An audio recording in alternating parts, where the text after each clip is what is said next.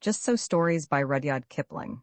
Colophon Just So Stories was published in 1902 by Rudyard Kipling. This ebook was produced for Standard eBooks by David Grigg and is based on a transcription produced in 2010 by Susan Schell, Emmy, and distributed proofreaders for Project Gutenberg and on digital scans from the Hathai Trust Digital Library. The cover page is adapted from How the Camel Got His Hump, a painting completed in 1912 by Joseph M. Gleason. The cover and title pages feature the League Spartan and Sots Mill Gaudi typefaces created in 2014 and 2009 by the League of Movable Type. This edition was released on April 19, 2025, 1:18 a.m., and is based on revision 5D9D8DD. The first edition of this ebook was released on March 28, 2018, 8:27 p.m. You can check for updates to this ebook, view its revision history, or download it for different e-reading systems at standardbooksorg/ebooks/rudyardkipling/justssostories. The volunteer-driven Standard eBooks project relies on readers like you to submit typos, corrections, and other improvements. Anyone can contribute at Standard Booksorg. The beginning of the armadillos, This, O Best Beloved, is another story of the high and far-off times. In the very middle of those times was a stickly prickly hedgehog, and he lived on the banks of the turbid Amazon, eating shelly snails and things. And he had a friend, a slow-solid tortoise, who lived on the banks of the turbid Amazon, eating green lettuces and things. And so that was all right, best beloved. Do you see? But also, and at the same time, in those high and far-off times, there was a painted jaguar, and he lived on the banks of the turbid Amazon too, and he ate everything that he could catch. When he could not catch deer or monkeys, he would eat frogs and beetles, and when he could not catch frogs and beetles, he went to his mother jaguar, and she told him how to eat hedgehogs and tortoises. She said to him ever so many times, graciously waving her tail, "My son, when you find a hedgehog, you must drop him into the water, and then he will uncoil. And when you catch a tortoise, you must scoop him out of his shell with your paw." And so that was all right, best beloved.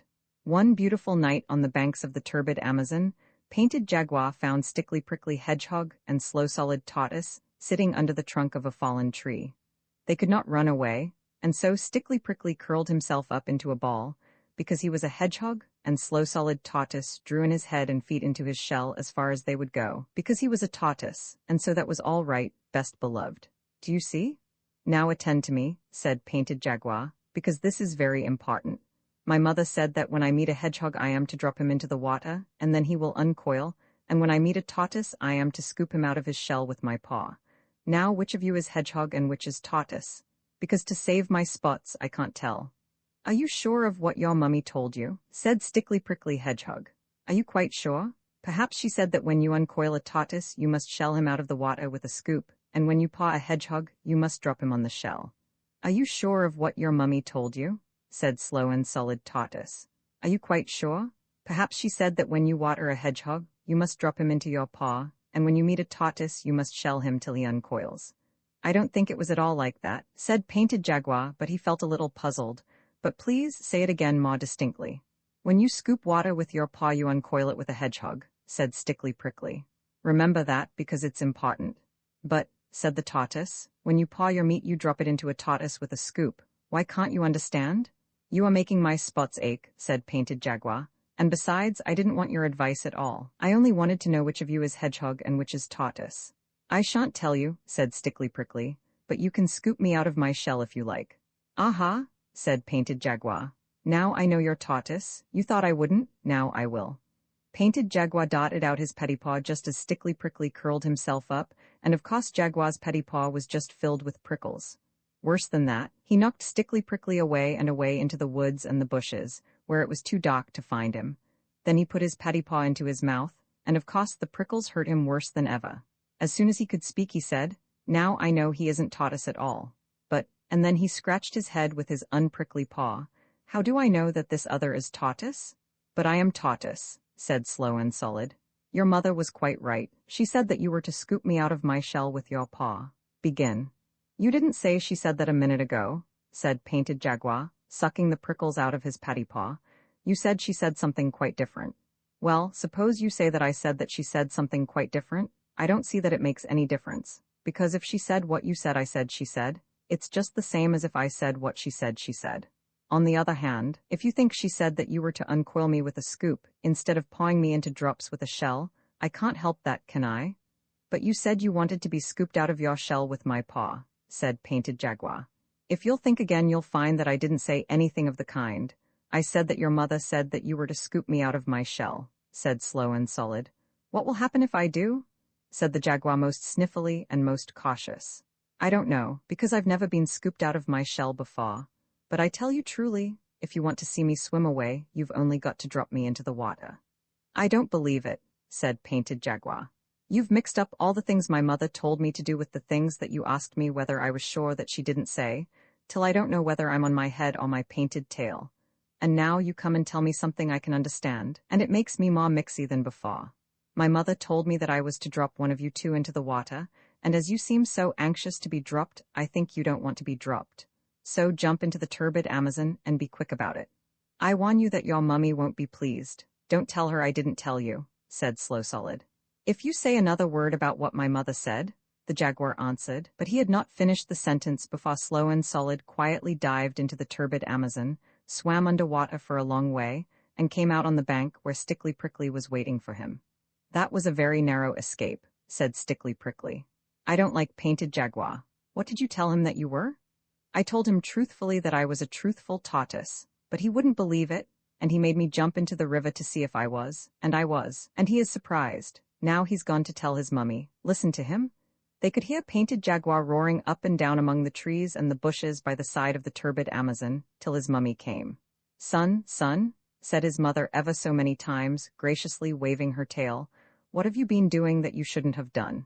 I tried to scoop something that said it wanted to be scooped out of its shell with my paw, and my paw is full of pericles, said Painted Jaguar. Son, son, said his mother ever so many times, graciously waving her tail, by the prickles in your paddy paw I see that must have been a hedgehog. You should have dropped him into the water.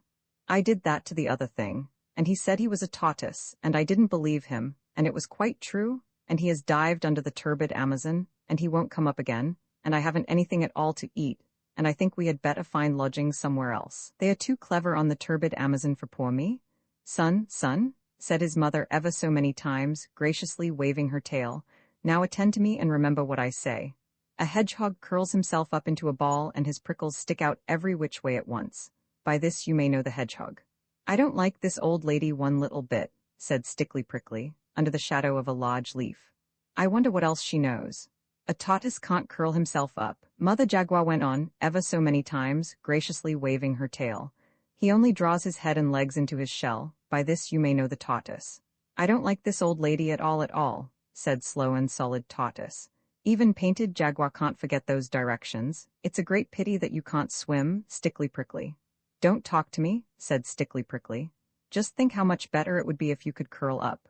This is a mess. Listen to Painted Jaguar.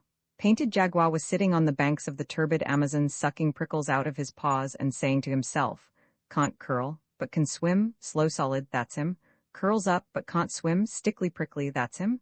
He'll never forget that this month of Sundays, said Stickly Prickly. Hold up my chin, Slow and Solid. I'm going to try to learn to swim. It may be useful. Excellent, said Slow and Solid, and he held up Stickly Prickly's chin, while Stickly Prickly kicked in the waters of the turbid Amazon. You'll make a fine swimmer yet, said Slow and Solid. Now, if you can unlace my back plates a little, I'll see what I can do towards curling up. It may be useful. Stickly Prickly helped to unlace Tortoise's back plates, so that by twisting and straining Slow and Solid actually managed to curl up a titty wee bit. Excellent, said Stickly Prickly, but I shouldn't do any more just now. It's making you black in the face. Kindly lead me into the water once again, and I'll practice that side stroke which you say is so easy. And so Stickly Prickly practiced, and Slow Solid swam alongside. Excellent, said Slow and Solid. A little more practice will make you a regular whale. Now, if I may trouble you to unlace my back and front plates 2 holes more, I'll try that fascinating bend that you say is so easy. Won't Painted Jaguar be surprised?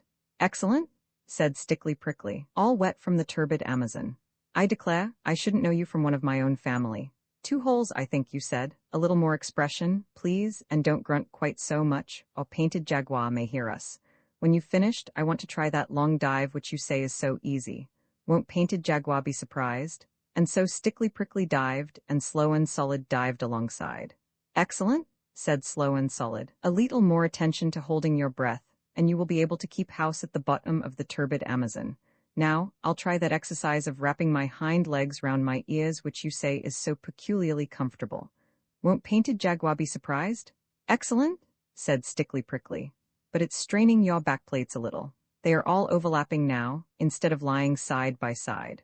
Oh, that's the result of exercise, said Slow and Solid. I've noticed that your prickles seem to be melting into one another, and that you're growing to look rather more like a pine cone, and less like a chestnut burr than you used to. Am I? Said Stickly Prickly. That comes from my soaking in the water. Oh, won't Painted Jaguar be surprised? They went on with their exercises, each helping the other, till morning came, and when the sun was high they rested and dried themselves. Then they saw that they were both of them quite different from what they had been. Stickly Prickly, said Tortoise after breakfast, I am not what I was yesterday, but I think that I may yet amuse Painted Jaguar. That was the very thing I was thinking just now, said Stickly Prickly. I think scales are a tremendous improvement on prickles, to say nothing of being able to swim. Oh, won't Painted Jaguar be surprised? Let's go and find him. By and by they found Painted Jaguar, still nursing his paddy paw that had been hurt the night before. He was so astonished that he fell 3 times backward over his own painted tail without stopping. Good morning, said Stickly Prickly. And how is your dear gracious mummy this morning? She is quite well, thank you, said Painted Jaguar, but you must forgive me if I do not at this precise moment recall your name. That's unkind of you, said Stickly Prickly, seeing that this time yesterday you tried to scoop me out of my shell with your paw. But you hadn't any shell, it was all prickles, said Painted Jaguar. I know it was, just look at my paw. You told me to drop into the turbid Amazon and be drowned, said Slow Solid. Why are you so rude and forgetful today? Don't you remember what your mother told you? Said Stickly Prickly. Can't curl, but can swim, Stickly Prickly, that's him. Curls up, but can't swim, Slow Solid, that's him. Then they both curled themselves up and rolled round and round Painted Jaguar till his eyes turned truly cartwheels in his head. Then he went to fetch his mother. Mother, he said, there are 2 new animals in the woods today, and the one that you said couldn't swim, swims, and the one that you said couldn't curl up, curls. And they've gone shares in their prickles, I think, because both of them are scaly all over, instead of one being smooth and the other very prickly. And besides that, they are rolling round and round in circles, and I don't feel comfy. Son, said Mother Jaguar ever so many times, graciously waving her tail, a hedgehog is a hedgehog and can't be anything but a hedgehog, and a tortoise is a tortoise and can never be anything else. But it isn't a hedgehog and it isn't a tortoise. It's a little bit of both, and I don't know its proper name. Nonsense, said Mother Jaguar. Everything has its proper name. I should call it armadillo till I found out the real one, and I should leave it alone. So Painted Jaguar did as he was told, especially about leaving them alone. But the curious thing is that from that day to this, O best beloved, no one on the banks of the turbid Amazon has ever called Stickly Prickly and Slow Solid anything except armadillo. There are hedgehogs and tortoises in other places. Of course there are some in my garden, but the real old and clever kind, with their scales lying lippity-lappity one over the other, like pine-cone scales that lived on the banks of the turbid Amazon in the high and far-off days, are always called armadillos because they were so clever. So that's all right, best beloved. Do you see? I've never sailed the Amazon, I've never reached Brazil, but the Don and Magdalena, they can go there when they will. Yes, weekly from Southampton, great steamers, white and gold, go rolling down to Rio. Roll down to Rio. And I'd like to roll to Rio some day before I'm old. I've never seen a jaguar, nor yet an armadillo. Oh, dillowing in his armor, and I suppose I never will, unless I go to Rio these wonders to behold. Roll down to Rio. Roll really down to Rio? Oh, I'd love to roll to Rio some day before I'm old. This is an inciting map of the turbid Amazon done in red and black. It hasn't anything to do with the story, except that there are 2 armadillos in it, up by the top. The inciting part are the adventures that happened to the men who went along the road, marked in red. I meant to draw armadillos when I began the map, and I meant to draw manatees and spider-tailed monkeys and big snakes and lots of jaguars, but it was more inciting to do the map and the venturesome adventures in red. You begin at the bottom left-hand corner and follow the little arrows all about, and then you come quite round again to where the adventuresome people went home in a ship called the Royal Tiger. This is a most adventuresome picture, and all the adventures are told about in writing, so you can be quite sure which is an adventure and which is a tree or a boat. This is a picture of the whole story of the jaguar and the hedgehog and the tortoise and the armadillo, all in a heap. It looks rather the same any way you turn it. The tortoise is in the middle, learning how to bend, and that is why the shelly plates on his back are so spread apart. He is standing on the hedgehog, who is waiting to learn how to swim. The hedgehog is a Japanese hedgehog, because I couldn't find our own hedgehogs in the garden when I wanted to draw them. It was daytime, and they had gone to bed under the dahlias. The speckly jaguar is looking over the edge, with his paddy paw carefully tied up by his mother, because he pricked himself scooping the hedgehog. He is much surprised to see what the tortoise is doing, and his paw is hurting him. The snouty thing with the little eye that speckly jaguar is trying to climb over is the armadillo that the tortoise and the hedgehog are going to turn into when they have finished bending and swimming. It is all a magic picture, and that is one of the reasons why I haven't drawn the jaguar's whiskers. The other reason was that he was so young that his whiskers had not grown. The jaguar's pet name with his mummy was Duffles. The butterfly that stamped this, oh my best beloved, is a story, a new and a wonderful story, a story quite different from the other stories, a story about the most wise sovereign Suleiman bin Daoud, Solomon the son of David. There are 355 stories about Suleiman bin Daoud, but this is not one of them. It is not the story of the lapwing who found the water, or the hoopoe who shaded Suleiman bin Daoud from the heat. It is not the story of the glass pavement, or the ruby with the crooked hole, or the gold bars of Balkis. It is the story of the butterfly that stamped. Now attend all over again and listen. Suleiman bin Daoud was wise. He understood what the beasts said, what the birds said, what the fishes said, and what the insects said. He understood what the rocks said deep under the earth when they bowed in towards each other and groaned, and he understood what the trees said when they rustled in the middle of the morning. He understood everything, from the bishop on the bench to the hyssop on the wall, and Balkis, his head queen, the most beautiful Queen Balkis, was nearly as wise as he was. Suleiman bin Daoud was strong. Upon the third finger of the right hand he wore a ring. When he turned it once, afrits and jinns came out of the earth to do whatever he told them. When he turned it twice, fairies came down from the sky to do whatever he told them.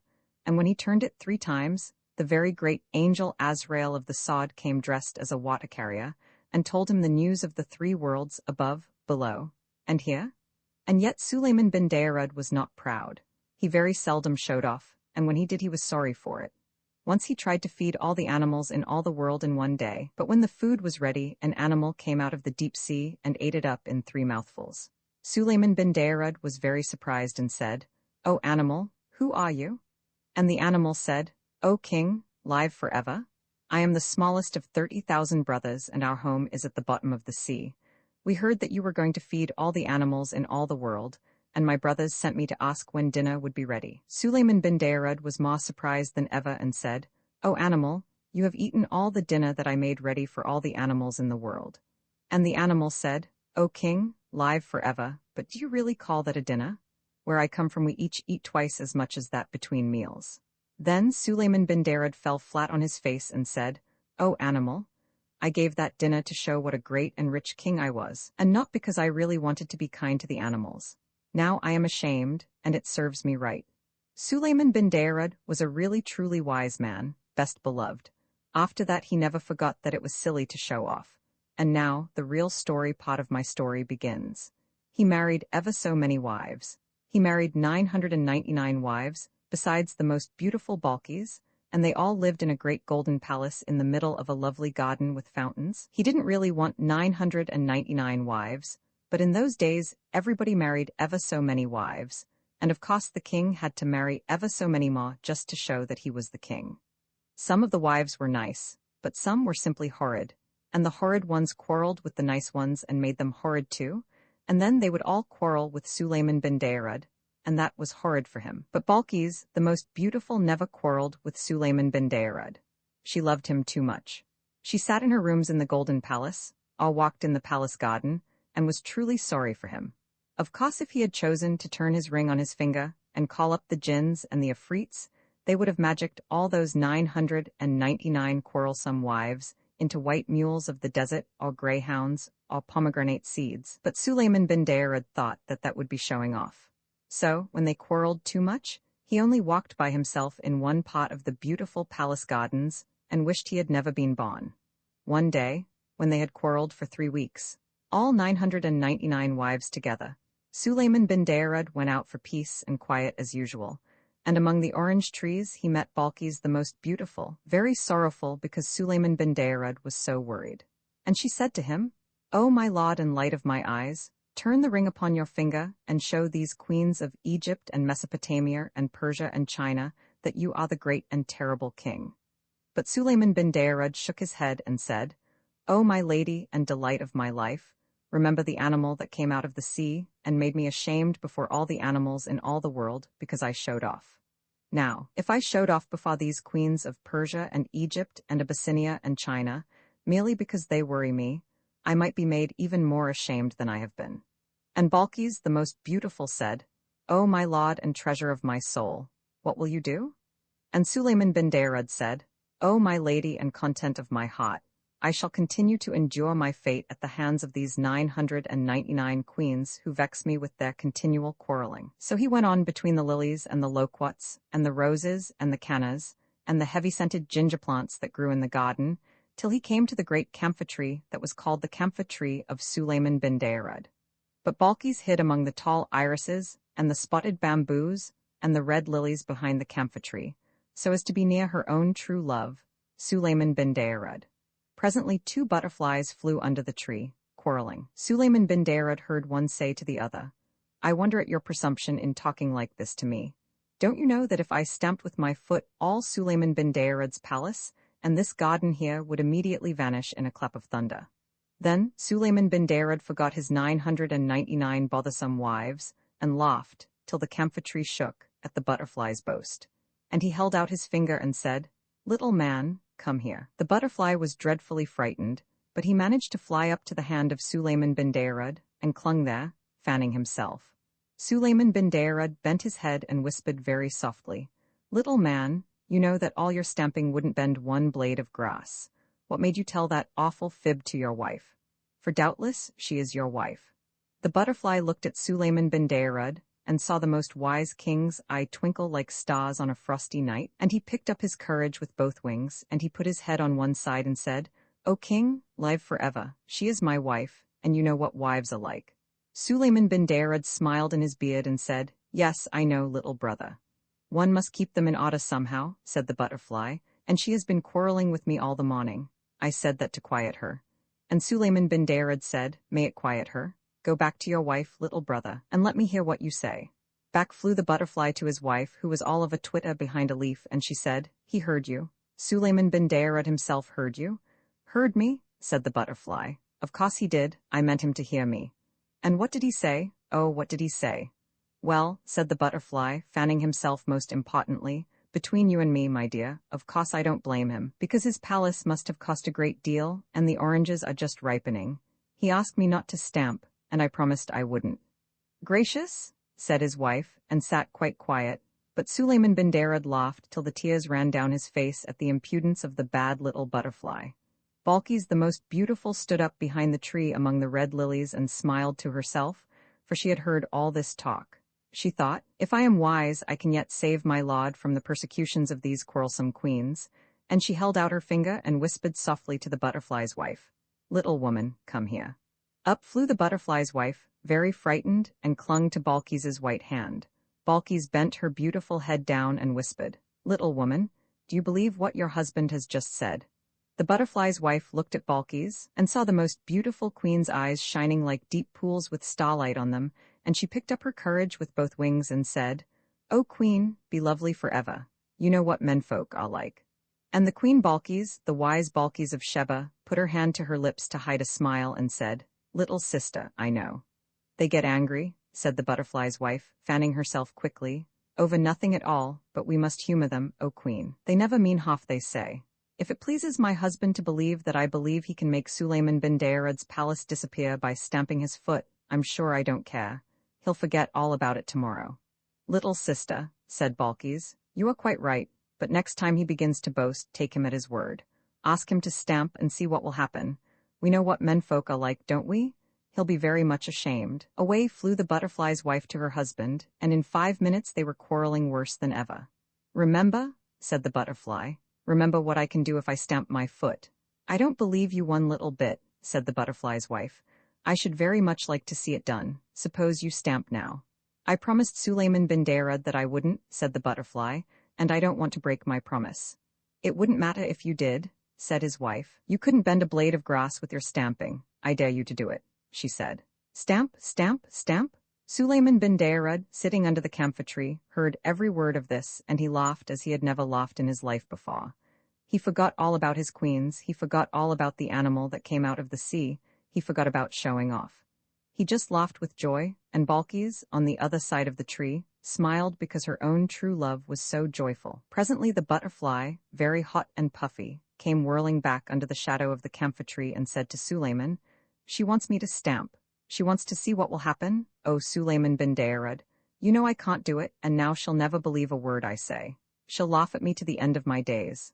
"No, little brother," said Suleiman bin Dairad, "she will never laugh at you again," and he turned the ring on his finger, just for the little butterfly's sake, not for the sake of showing off, and, lo and behold, 4 huge jinns came out of the earth. "Slaves," said Suleiman bin Dairad, "when this gentleman on my finger," that was where the impudent butterfly was sitting, "stamps his left front forefoot, you will make my palace and these gardens disappear in a clap of thunder. When he stamps again, you will bring them back carefully. Now, little brother," he said, "go back to your wife and stamp all you've a mind to." Away flew the butterfly to his wife, who was crying, "I dare you to do it? I dare you to do it? Stamp, stamp now, stamp." Balkis saw the 4 vast jinns stoop down to the 4 corners of the gardens with the palace in the middle, and she clapped her hands softly and said, "At last Suleiman bin Dairad will do for the sake of a butterfly what he ought to have done long ago for his own sake, and the quarrelsome queens will be frightened." Then the butterfly stamped. The jinns jerked the palace and the gardens 1,000 miles into the air. There was a most awful thunderclap, and everything grew inky black. The butterfly's wife fluttered about in the dark, crying, "Oh, I'll be good. I'm so sorry I spoke. Only bring the gardens back, my dear darling husband, and I'll never contradict again."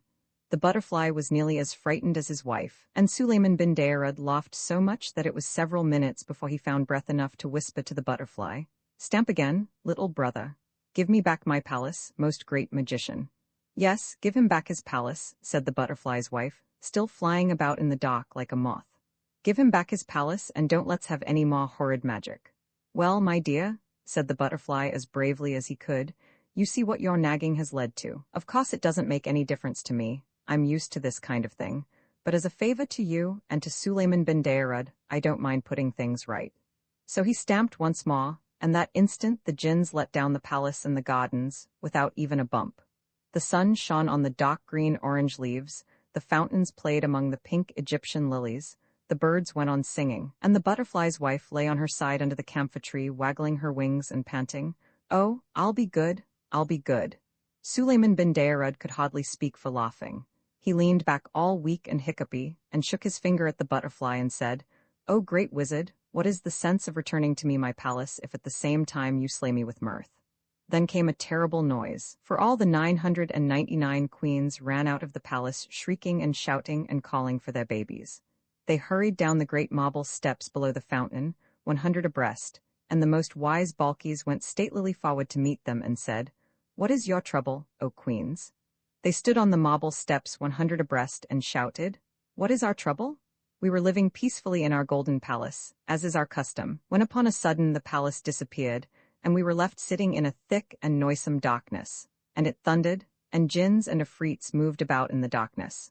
That is our trouble, O head queen, and we are most extremely troubled on account of that trouble, for it was a troublesome trouble, unlike any trouble we have known." Then Balkis, the most beautiful queen, Suleiman bin Dairad's very best beloved, queen that was of Sheba and Sabi, and the rivers of the gold of the south, from the desert of Zin to the towers of Zimbabwe, Balkis, almost as wise as the most wise Suleiman bin Dairad himself, said, "It is nothing, O queens. A butterfly has made complaint against his wife because she quarreled with him, and it has pleased our Lord Suleiman bin Dairad to teach her a lesson in low speaking and humbleness, for that is counted a virtue among the wives of the butterflies." Then up and spoke an Egyptian queen, the daughter of a pharaoh, and she said, "Our palace cannot be plucked up by the roots like a leek for the sake of a little insect. No, Suleiman bin Dairad must be dead, and what we heard and saw was the earth thundering and darkening at the news." Then Balkis beckoned that bold queen without looking at her, and said to her and to the others, "Come and see." They came down the marble steps, 100 abreast, and beneath his camphor tree, still weak with laughing, they saw the most wise King Sulayman bin Dairud rocking back and forth with a butterfly on either hand, and they heard him say, "O wife of my brother in the air, remember after this, to please your husband in all things, lest he be provoked to stamp his foot yet again, for he has said that he is used to this magic, and he is most eminently a great magician, one who steals away the very palace of Sulayman bin Dairud himself. Go in peace, little folk." And he kissed them on the wings, and they flew away. Then all the queens except Balkis, the most beautiful and splendid Balkis, who stood apart smiling, fell flat on their faces, for they said, "If these things are done when a butterfly is displeased with his wife, what shall be done to us who have vexed our king with our loud speaking and open quarreling through many days?" Then they put their veils over their heads, and they put their hands over their mouths, and they tiptoed back to the palace most mousy quiet. Then Balkis, the most beautiful and excellent Balkis, went forward through the red lilies into the shade of the camphor tree, and laid her hand upon Sulayman bin Dairod's shoulder, and said, "O my lord and treasure of my soul, rejoice, for we have taught the queens of Egypt and Ethiopia and Abyssinia and Persia and India and China with a great and a memorable teaching." And Sulayman bin Dairud, still looking after the butterflies where they played in the sunlight, said, "O my lady and jewel of my felicity, when did this happen? For I have been jesting with a butterfly ever since I came into the garden." And he told Balkis what he had done. Balkis, the tender and most lovely Balkis, said, "O my lord and regent of my existence, I hid behind the camphor tree and saw it all. It was I who told the butterfly's wife to ask the butterfly to stamp, because I hoped that for the sake of the jest my lord would make some great magic, and that the queens would see it and be frightened." And she told him what the queens had said and seen and thought. Then Sulayman bin Dairud rose up from his seat under the camphor tree, and stretched his arms and rejoiced and said, "O my lady and sweetener of my days, know that if I had made a magic against my queens for the sake of pride or anger, as I made that feast for all the animals, I should certainly have been put to shame. But by means of your wisdom, I made the magic for the sake of a jest, and for the sake of a little butterfly, and behold, it has also delivered me from the vexations of my vexatious wives. Tell me, therefore, O my lady and heart of my heart, how did you come to be so wise?" And Balkis the queen, beautiful and tall, looked up into Sulayman bin Dairud's eyes and put her head a little on one side, just like the butterfly, and said, "First, O my lord, because I loved you, and secondly, O my lord, because I know what women folk are." Then they went up to the palace and lived happily ever afterwards. But wasn't it clever of Balkis? There was never a queen like Balkis from here to the wide world's end. But Balkis talked to a butterfly as you would talk to a friend. There was never a king like Solomon, not since the world began, but Solomon talked to a butterfly as a man would talk to a man. She was queen of Sabia, and he was Aisha's lord, but they both of them talked to butterflies when they took their walks abroad. This is the picture of the animal that came out of the sea and ate up all the food that Sulayman bin Dairud had made ready for all the animals in all the world. He was really quite a nice animal, and his mummy was very fond of him and of his 29,999 other brothers that lived at the bottom of the sea. You know that he was the smallest of them all, and so his name was Small Podges. He ate up all those boxes and packets and bales and things that had been got ready for all the animals, without ever once taking off the lids or untying the strings, and it did not hurt him at all. The sticky-up masts behind the boxes of food belonged to Sulayman bin Dairud's ships. They were busy bringing more food when Small Podges came ashore. He did not eat the ships. They stopped unloading the foods and instantly sailed away to sea till Small Podges had quite finished eating. You can see some of the ships beginning to sail away by Small Podges' shoulder. I have not drawn Sulayman bin Dairud, but he is just outside the picture, very much astonished. The bundle hanging from the mast of the ship in the corner is really a package of wet dates for parrots to eat. I don't know the names of the ships. That is all there is in that picture. This is the picture of the 4 gull-winged jinns lifting up Sulayman bin Dairud's palace the very minute after the butterfly had stamped. The palace and the gardens and everything came up in one piece like a bod, and they left a big hole in the ground all full of dust and smoke. If you look in the corner, close to the thing that looks like a lion, you will see Sulayman bin Dairud with his magic stick and the 2 butterflies behind him. The thing that looks like a lion is really a lion carved in stone, and the thing that looks like a milk can is really a piece of a temple or a house or something. Sulayman bin Dairud stood there so as to be out of the way of the dust and the smoke when the jinns lifted up the palace. I don't know the jinns' names. They were servants of Sulayman bin Dairud's magic ring, and they changed about every day. They were just common gull-winged jinns. The thing at the bottom is a picture of a very friendly jinn called Akrag. He used to feed the little fishes in the sea 3 times a day, and his wings were made of pure copper. I put him in to show you what a nice jinn is like. He did not help to lift the palace. He was busy feeding little fishes in the Arabian Sea when it happened. The cat that walked by himself hear and attend and listen. For this befell and be happened and became and was, O my best beloved, when the tame animals were wild. The dog was wild, and the horse was wild, and the cow was wild, and the sheep was wild, and the pig was wild as wild could be, and they walked in the wet wild woods by their wild lones. But the wildest of all the wild animals was the cat. He walked by himself, and all places were alike to him. Of course the man was wild too. He was dreadfully wild. He didn't even begin to be tame till he met the woman, and she told him that she did not like living in his wild ways. She picked out a nice dry cave instead of a heap of wet leaves to lie down in, and she strewed clean sand on the floor, and she lit a nice fire of wood at the back of the cave, and she hung a dried wild horse skin, tail down, across the opening of the cave, and she said, "Wipe your feet, dear, when you come in, and now we'll keep house." That night, best beloved, they ate wild sheep roasted on the hot stones and flavored with wild garlic and wild pepper, and wild duck stuffed with wild rice and wild fenugreek and wild coriander, and marrow bones of wild oxen, and wild cherries, and wild grenadillas. Then the man went to sleep in front of the fire ever so happy, but the woman sat up, combing her hair. She took the bone of the shoulder of mutton, the big fat blade bone, and she looked at the wonderful marks on it, and she threw more wood on the fire, and she made a magic. She made the first singing magic in the world. Out in the wet wild woods, all the wild animals gathered together where they could see the light of the fire a long way off, and they wondered what it meant. Then Wild Hoss stamped with his wild foot and said, "O my friends and O my enemies, why have the man and the woman made that great light in that great cave, and what harm will it do us?" Wild Dog lifted up his wild nose and smelled the smell of roast mutton, and said, "I will go up and see and look and say, for I think it is good. Cat, come with me." "Nenny," said the cat, "I am the cat who walks by himself, and all places are alike to me. I will not come." "Then we can never be friends again," said Wild Dog, and he trotted off to the cave. But when he had gone a little way, the cat said to himself, "All places are alike to me. Why should I not go too and see and look and come away at my own liking?" So he slipped off to Wild Dog softly, very softly, and hid himself where he could hear everything. When Wild Dog reached the mouth of the cave, he lifted up the dried hoss skin with his nose and sniffed the beautiful smell of the roast mutton, and the woman, looking at the blade bone, heard him, and laughed, and said, "Here comes the first wild thing out of the wild woods. What do you want?" Wild Dog said, "O my enemy and wife of my enemy, what is this that smells so good in the wild woods?"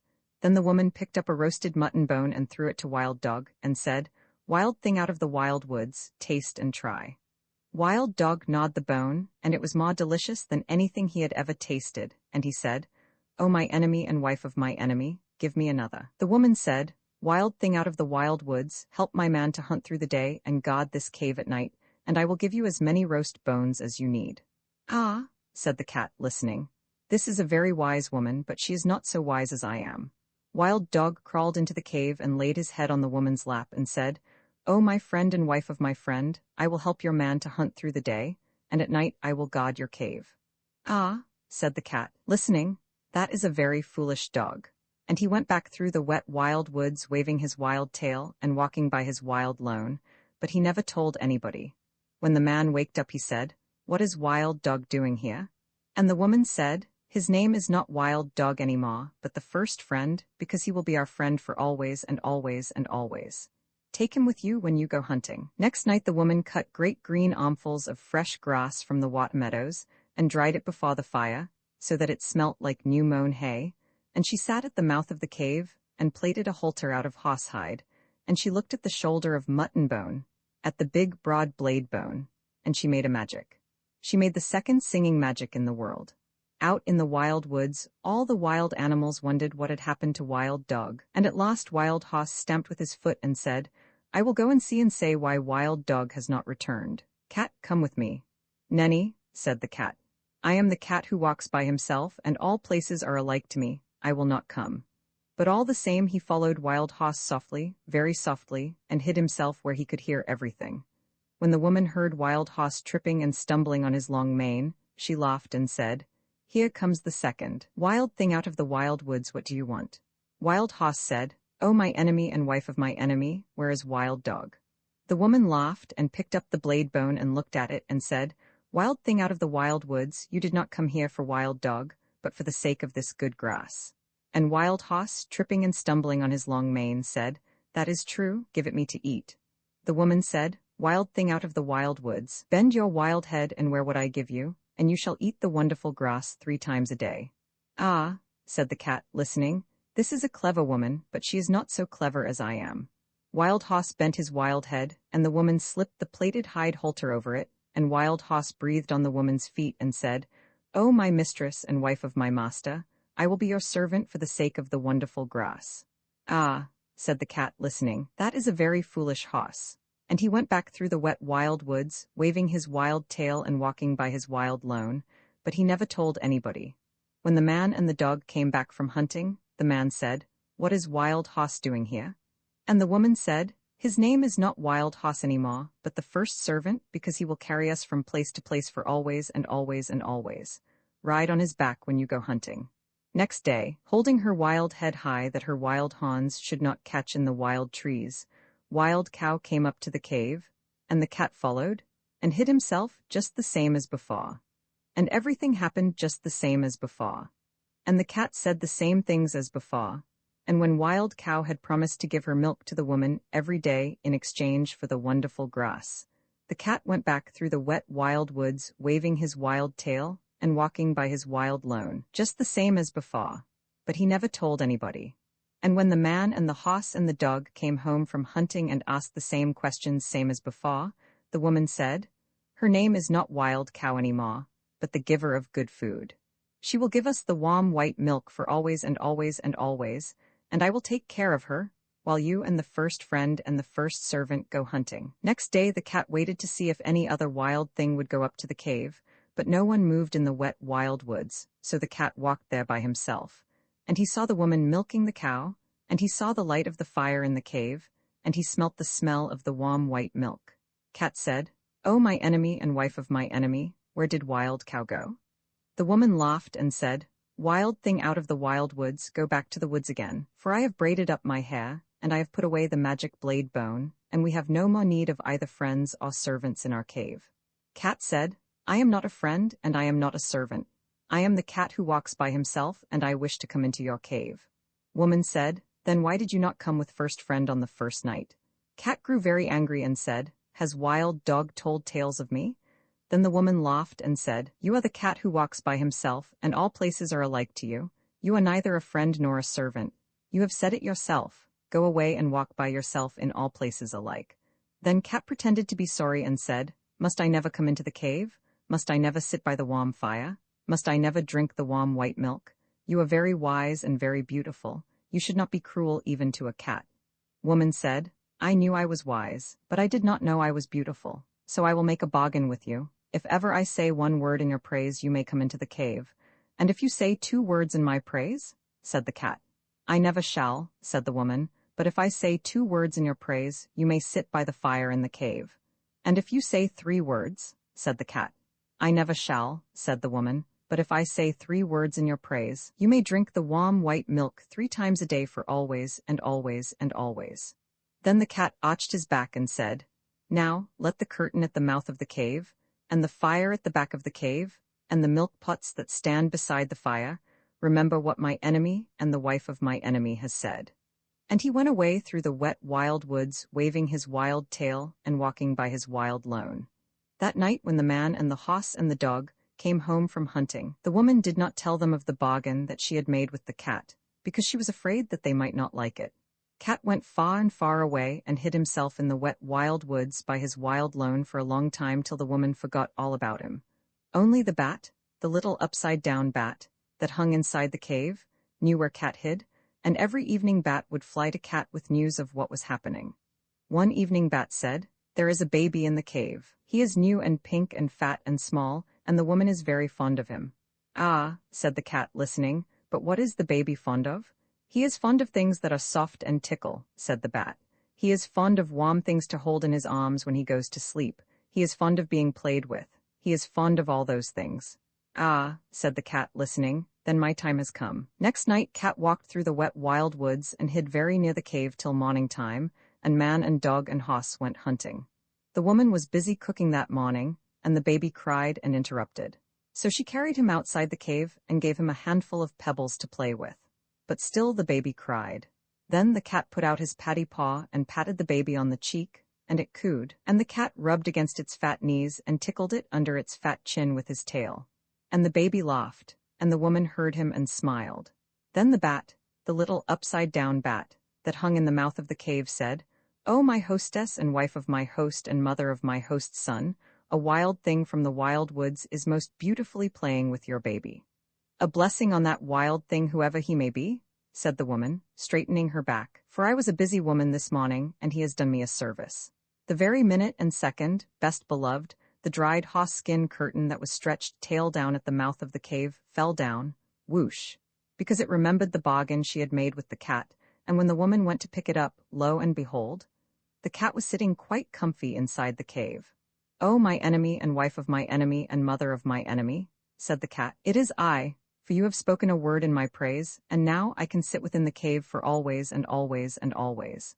But still, I am the Cat who walks by himself, and all places are alike to me." The woman was very angry, and shut her lips tight and took up her spinning wheel and began to spin.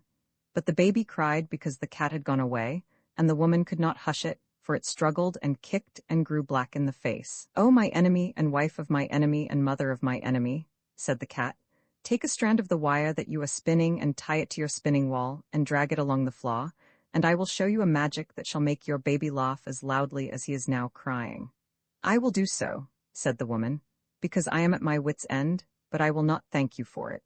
She tied the thread to the little clay spindle wall and drew it across the floor, and the Cat ran after it and patted it with his paws and rolled head over heels, and tossed it backward over his shoulder, and chased it between his hind legs and pretended to lose it, and pounced down upon it again, till the baby laughed as loudly as it had been crying, and scrambled after the Cat and frolicked all over the cave till it grew tired and settled down to sleep with the Cat in its arms.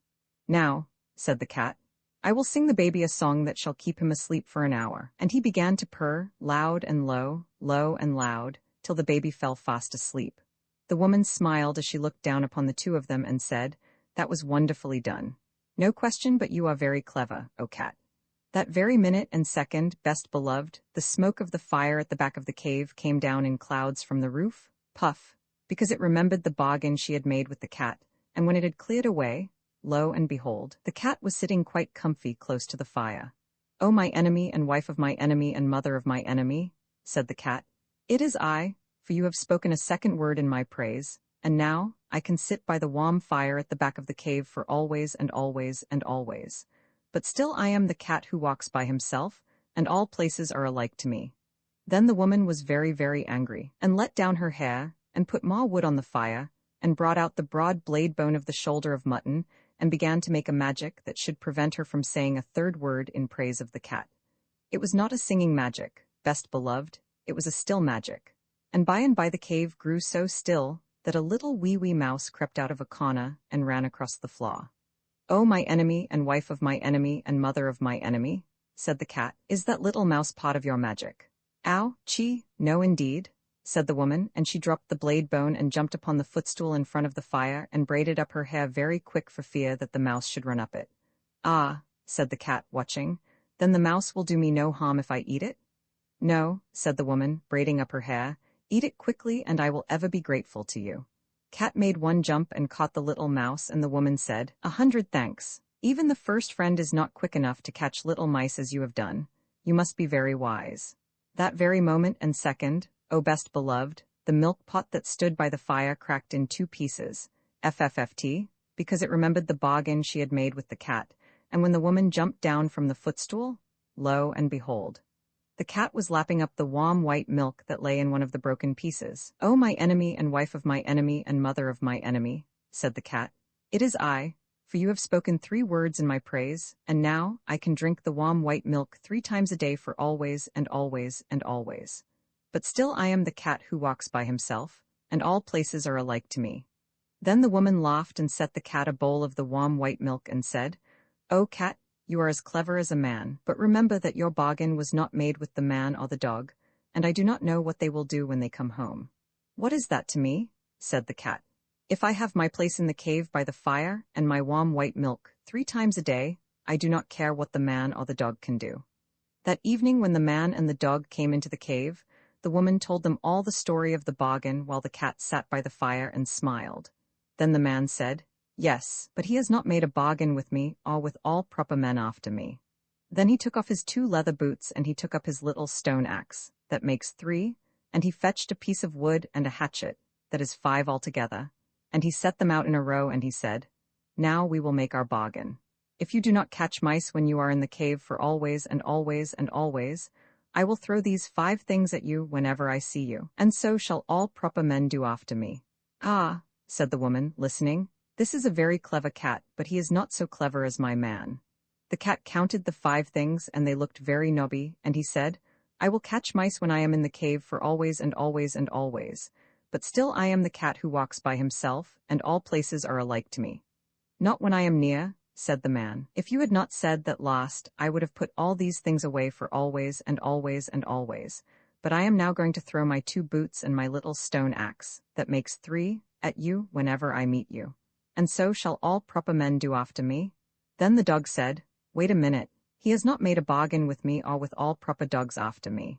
And he showed his teeth and said, "If you are not kind to the baby while I am in the cave for always and always and always, I will hunt you till I catch you, and when I catch you I will bite you, and so shall all proper dogs do after me."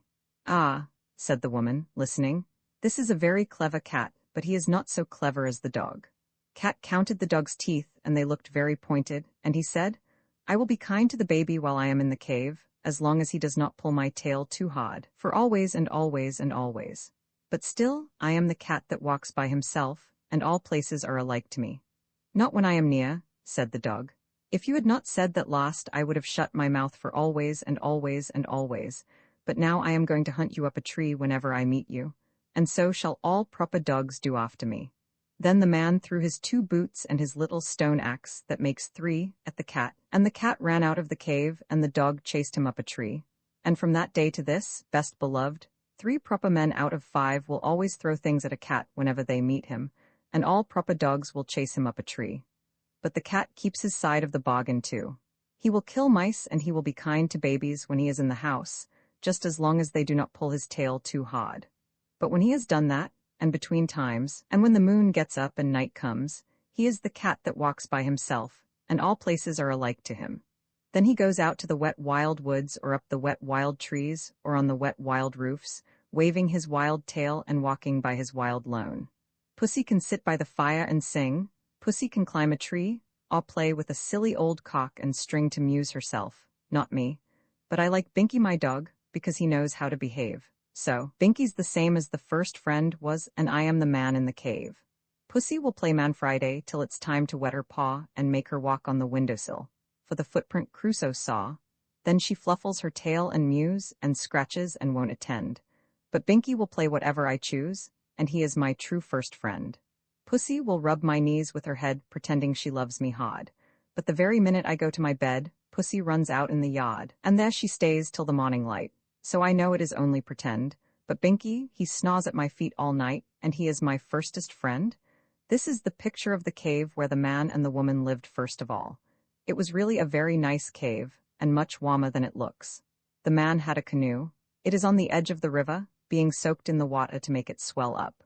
The tattery-looking thing across the river is the man's salmon net to catch salmon with. There are nice clean stones leading up from the river to the mouth of the cave, so that the man and the woman could go down for water without getting sand between their toes.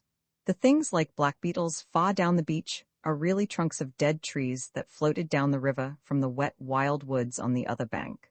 The man and the woman used to drag them out and dry them and cut them up for firewood. I haven't drawn the horsehide curtain at the mouth of the cave, because the woman has just taken it down to be cleaned. All those little smudges on the sand between the cave and the river are the marks of the woman's feet and the man's feet. The man and the woman are both inside the cave eating their dinner. They went to another cozier cave when the baby came, because the baby used to crawl down to the river and fall in, and the dog had to pull him out. This is the picture of the cat that walked by himself, walking by his wild lone through the wet wild woods and waving his wild tail. There is nothing else in the picture except some toadstools. They had to grow there because the woods were so wet. The lumpy thing on the low branch isn't a bird. It is moss that grew there because the wild woods were so wet. Underneath, the truly picture is a picture of the cozy cave that the man and the woman went to after the baby came. It was their summer cave, and they planted wheat in front of it. The man is riding on the horse to find the cow and bring her back to the cave to be milked. He's holding up his hand to call the dog, who has swum across to the other side of the river, looking for rabbits. The crab that played with the sea before the high and far-off times, oh my best beloved, came the time of the very beginnings, and that was in the days when the eldest magician was getting things ready. First he got the earth ready, then he got the sea ready, and then he told all the animals that they could come out and play. And the animals said, "O eldest magician, what shall we play at?" And he said, "I will show you." He took the elephant, all the elephant there was, and said, "Play at being an elephant," and all the elephant there was played. He took the beaver, all the beaver there was, and said, "Play at being a beaver," and all the beaver there was played. He took the cow, all the cow there was, and said, "Play at being a cow," and all the cow there was played. He took the turtle, all the turtle there was, and said, "Play at being a turtle," and all the turtle there was played. One by one he took all the beasts and birds and fishes and told them what to play at. But towards evening, when people and things grow restless and tired, there came up the man with his own little girl-daughter. Yes, with his own best beloved little girl-daughter sitting upon his shoulder, and he said, "What is this play, eldest magician?" And the eldest magician said, "Ho, son of Adam, this is the play of the very beginning, but you are too wise for this play." And the man saluted and said, "Yes, I am too wise for this play, but see that you make all the animals obedient to me." Now, while the two were talking together, Amma the crab, who was next in the game, scuttled off sideways and stepped into the sea, saying to himself, "I will play my play alone in the deep waters, and I will never be obedient to this son of Adam." Nobody saw him go away, except the little girl-daughter where she leaned on the man's shoulder. And the play went on till there were no more animals left without orders, and the eldest magician wiped the fine dust off his hands and walked about the world to see how the animals were playing. He went north, best beloved, and he found all the elephant there was digging with his tusks and stamping with his feet in the nice new clean earth that had been made ready for him. "Kun?" said all the elephant there was, meaning, "Is this right?" "Pay a kun," said the eldest magician, meaning, "That is quite right," and he breathed upon the great rocks and lumps of earth that all the elephant there was had thrown up, and they became the great Himalayan mountains, and you can look them out on the map. He went east, and he found all the cow there was feeding in the field that had been made ready for her, and she licked her tongue round a whole forest at a time, and swallowed it, and sat down to chew her cud. "Kun?" said all the cow there was. "Pay a kun," said the eldest magician, and he breathed upon the bare patch where she had eaten, and upon the place where she had sat down, and one became the great Indian desert, and the other became the desert of Sahara, and you can look them out on the map. He went west, and he found all the beaver there was making a beaver dam across the mouths of broad rivers that had been got ready for him. "Kun?" said all the beaver there was. "Pay a kun," said the eldest magician, and he breathed upon the fallen trees and the still water, and they became the Everglades in Florida, and you may look them out on the map. Then he went south and found all the turtle there was scratching with his flippers in the sand that had been got ready for him, and the sand and the rocks whirled through the air and fell far off into the sea. "Kun?" said all the turtle there was. "Pay a kun," said the eldest magician, and he breathed upon the sand and the rocks where they had fallen in the sea, and they became the most beautiful islands of Borneo, Celebes, Sumatra, Java, and the rest of the Malay archipelago, and you can look them out on the map. By and by the eldest magician met the man on the banks of the Perak River and said, "Ho, son of Adam, are all the animals obedient to you?" "Yes," said the man. "Is all the earth obedient to you?" "Yes," said the man. "Is all the sea obedient to you?" "No," said the man. "Once a day and once a night the sea runs up the Perak River and drives the sweet water back into the forest, so that my house is made wet. Once a day and once a night it runs down the river and draws all the water after it, so that there is nothing left but mud, and my canoe is upset. Is that the play you told it to play? No, said the eldest magician. That is a new and a bad play. Look, said the man, and as he spoke the great sea came up the mouth of the Perak River, driving the river backwards till it overflowed all the dark forests for miles and miles, and flooded the man's house. This is wrong. Launch your canoe and we will find out who is playing with the sea, said the eldest magician. They stepped into the canoe, the little girl Dota came with them, and the man took his kris, a curving, wavy dagger with a blade like a flame, and they pushed out on the Perak River. Then the sea began to run back and back, and the canoe was sucked out of the mouth of the Perak River, past Selangor, past Malacca, past Singapore, out and out to the island of Bintang, as though it had been pulled by a string. Then the eldest magician stood up and shouted, Ho, beasts, birds, and fishes, that I took between my hands at the very beginning and taught the play that you should play, which one of you is playing with the sea? Then all the beasts, birds, and fishes said together, Eldest magician, we play the plays that you taught us to play, we and our children's children. But not one of us plays with the sea. Then the moon rose big and full over the water, and the eldest magician said to the hunchbacked old man who sits in the moon spinning a fishing line with which he hopes one day to catch the world, Ho, fisher of the moon, are you playing with the sea? No, said the fisherman, I am spinning a line with which I shall some day catch the world, but I do not play with the sea. And he went on spinning his line. Now there is also a rat up in the moon who always bites the old fisherman's line as fast as it is made, and the eldest magician said to him, Ho, rat of the moon, are you playing with the sea? And the rat said, I am too busy biting through the line that this old fisherman is spinning. I do not play with the sea. And he went on biting the line. Then the little girl Dota put up her little soft brown arms with the beautiful white shell bracelets and said, O eldest magician, when my father here talked to you at the very beginning, and I leaned upon his shoulder while the beasts were being taught their plays, one beast went away naughtily into the sea before you had taught him his play. And the eldest magician said, How wise are little children who see and are silent. What was the beast like?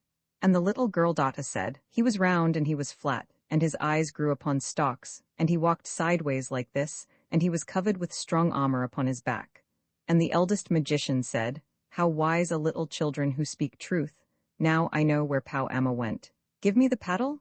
So he took the paddle, but there was no need to paddle, for the water flowed steadily past all the islands till they came to the place called Pusat Tasik, the heart of the sea, where the great hollow is that leads down to the heart of the world, and in that hollow grows the wonderful tree, Pajange, that bears the magic twin nuts.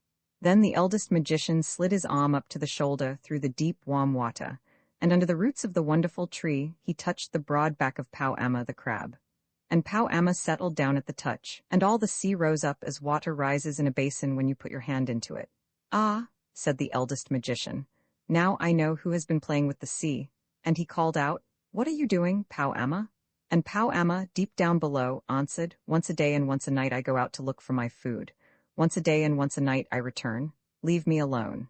Then the eldest magician said, Listen, Pau Amma, when you go out from your cave the waters of the sea paw down into Pusat Tasik, and all the beaches of all the islands are left bare, and the little fish die, and Raja Moyang Kaban, the king of the elephants, his legs are made muddy. When you come back and sit in Pusat Tasik, the waters of the sea rise, and half the little islands are drowned, and the man's house is flooded, and Raja Abdullah, the king of the crocodiles, his mouth is filled with the salt water. Then Pau Amma, deep down below, laughed and said, I did not know I was so important. Henceforward I will go out 7 times a day, and the waters shall never be still. And the eldest magician said, I cannot make you play the play you were meant to play, Pau Amma, because you escaped me at the very beginning. But if you are not afraid, come up and we will talk about it. I am not afraid, said Pau Amma, and he rose to the top of the sea in the moonlight. There was nobody in the world so big as Pau Amma, for he was the king crab of all crabs. Not a common crab, but a king crab. One side of his great shell touched the beach at Sarawak, the other touched the beach at Pahang, and he was taller than the smoke of 3 volcanoes. As he rose up through the branches of the wonderful tree, he tore off one of the great twin fruits, the magic double-kerneled nuts that make people young. And the little girl Dota saw it bobbing alongside the canoe, and pulled it in and began to pick out the soft eyes of it with her little golden scissors. Now, said the magician, Make a magic, Pau Amma, to show that you are really important. Pau Amma rolled his eyes and waved his legs, but he could only stir up the sea because, though he was a king crab, he was nothing more than a crab, and the eldest magician laughed. You are not so important after all, Pau Amma, he said. Now, let me try, and he made a magic with his left hand, with just the little finger of his left hand, and, lo and behold, best beloved, Pau Amma's hard, blue-green-black shell fell off him as a husk falls off a coconut, and Pau Amma was left all soft, soft as the little crabs that you sometimes find on the beach, best beloved. Indeed, you are very important, said the eldest magician.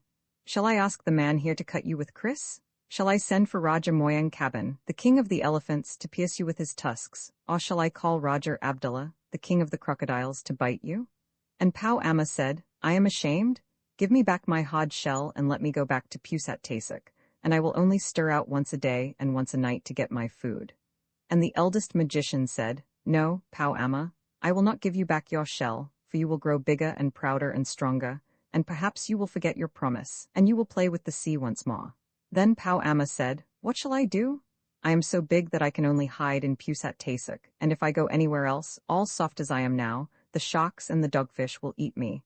And if I go to Pusat Tasik, all soft as I am now, though I may be safe, I can never stir out to get my food, and so I shall die. Then he waved his legs and lamented. Listen, Pau Amma, said the eldest magician, I cannot make you play the play you were meant to play, because you escaped me at the very beginning. But if you choose, I can make every stone and every hole and every bunch of weed in all the seas a safe Pusat Tasik for you and your children for always. Then Pau Amma said, That is good, but I do not choose yet. Look, there is that man who talked to you at the very beginning. If he had not taken up your attention, I should not have grown tired of waiting and run away, and all this would never have happened. What will he do for me? And the man said, If you choose, I will make a magic, so that both the deep water and the dry ground will be a home for you and your children, so that you shall be able to hide both on the land and in the sea. And Pau Amma said, I do not choose yet. Look, there is that girl who saw me running away at the very beginning. If she had spoken then, the eldest magician would have called me back, and all this would never have happened. What will she do for me? And the little girl Dota said, This is a good nut that I am eating. If you choose, I will make a magic and I will give you this pair of scissors, very sharp and strong, so that you and your children can eat coconuts like this all day long when you come up from the sea to the land. Or you can dig a Pusat Tasik for yourself with the scissors that belong to you when there is no stone or hole nearby, and when the earth is too hard. By the help of these same scissors you can run up a tree. And Pau Amma said, I do not choose yet, for all soft as I am, these gifts would not help me. Give me back my shell, O eldest magician, and then I will play your play. And the eldest magician said, I will give it back, Pau Amma, for 11 months of the year, but on the 12th month of every year it shall grow soft again, to remind you and all your children that I can make magics, and to keep you humble, Pau Amma. For I see that if you can run both under the water and on land, you will grow too bold, and if you can climb trees and crack nuts and dig holes with your scissors, you will grow too greedy, Pau Amma. Then Pau Amma thought a little and said, I have made my choice. I will take all the gifts. Then the eldest magician made a magic with the right hand, with all 5 fingers of his right hand, and lo and behold, best beloved, Pau Amma grew smaller and smaller and smaller, till at last there was only a little green crab swimming in the water alongside the canoe, crying in a very small voice, Give me the scissors. And the girl Dota picked him up on the palm of her little brown hand, and sat him in the bottom of the canoe and gave him her scissors, and he waved them in his little arms, and opened them and shut them and snapped them, and said, I can eat nuts, I can crack shells, I can dig holes, I can climb trees, I can breathe in the dry air, and I can find a safe Pusat Tasik under every stone. I did not know I was so important. Kun? Is this right? Paya Kun, said the eldest magician, and he laughed and gave him his blessing. And little Pau Amma scuttled over the side of the canoe into the water, and he was so tiny that he could have hidden under the shadow of a dry leaf on land or of a dead shell at the bottom of the sea. Was that well done? Said the eldest magician. Yes, said the man, but now we must go back to Perak, and that is a weary way to paddle. If we had waited till Pau Amma had gone out of Pusat Tasik and come home, the water would have carried us there by itself. You are lazy, said the eldest magician. So your children shall be lazy. They shall be the laziest people in the world. They shall be called the Malazy, the lazy people. And he held up his finger to the moon and said, O fisherman, Here is the man too lazy to row home. Pull his canoe home with your line, fisherman. No, said the man. If I am to be lazy all my days, let the sea work for me twice a day forever. That will save paddling. And the eldest magician laughed and said, Pay a kun, that is right. And the rat of the moon stopped biting the line, and the fisherman let his line down till it touched the sea, and he pulled the whole deep sea along, past the island of Bintang, past Singapore, past Malacca, past Selanga, till the canoe whirled into the mouth of the Perak River again. Kun? Said the fisherman of the moon. Pay a kun, said the eldest magician. See now that you pull the sea twice a day and twice a night forever, so that the Malaysy fishermen may be saved paddling.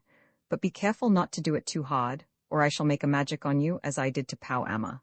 Then they all went up the Perak River and went to bed, best beloved. Now listen and attend. From that day to this, the moon has always pulled the sea up and down, and made what we call the tides. Sometimes the fisher of the sea pulls a little too hard, and then we get spring tides, and sometimes he pulls a little too softly, and then we get what are called neap tides. But nearly always he is careful, because of the eldest magician. And Pow Amma? You can see when you go to the beach how all Pow Amma's babies make little pusat tasics for themselves under every stone and bunch of weed on the sands. You can see them waving their little sisses. And in some parts of the world, they truly live on the dry land and run up the palm trees and eat coconuts, exactly as the girl daughter promised.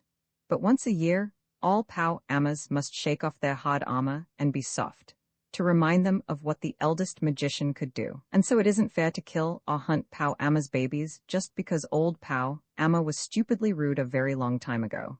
Oh yes, and Pow Amma's babies hate being taken out of their little pusat tasics and brought home in pickle bottles. That is why they nip you with their sisses, and it serves you right. China going P and O. S pas Pow Amma's playground close, and his pusat tasic lies near the track of most BI, S, UYK and NDL. No Pow Amma's home as well as the fisher of the sea knows Ben's, S and Rubatinos. But and this is rather queer, ATL. S cannot come here, O and DOA, must go round another way. Orient, Anka, Bibby, Hall, never go that way at all. UCS would have a fit if it found itself on it.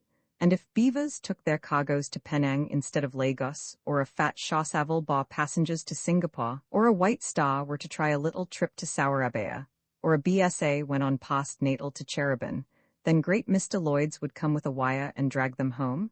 You'll know what my riddle means when you've eaten mangosteens. Or if you can't wait till then, ask them to let you have the outside page of the Times.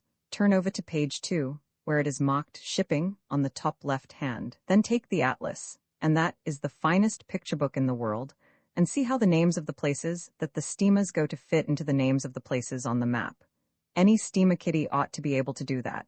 But if you can't read, ask someone to show it you. This is a picture of Pow Amma the crab running away, while the eldest magician was talking to the man and his little girl daughter. The eldest magician is sitting on his magic throne, wrapped up in his magic cloud. The 3 flowers in front of him are the 3 magic flowers.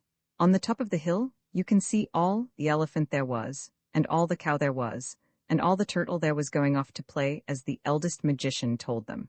The cow has a hump, because she was all the cow there was, so she had to have all there was for all the cows that were made afterwards.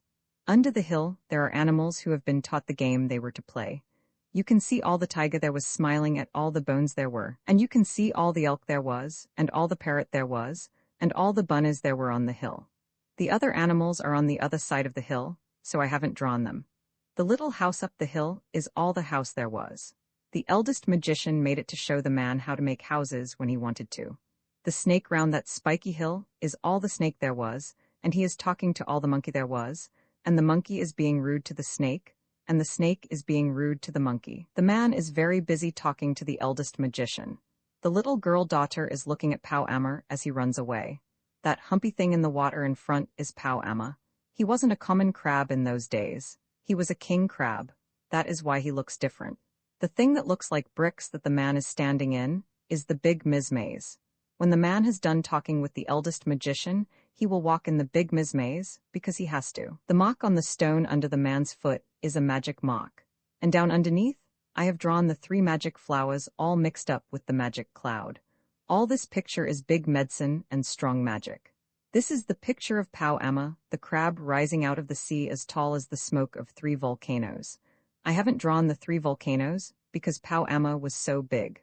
Pao Amma is trying to make a magic, but he is only a silly old king crab, and so he can't do anything.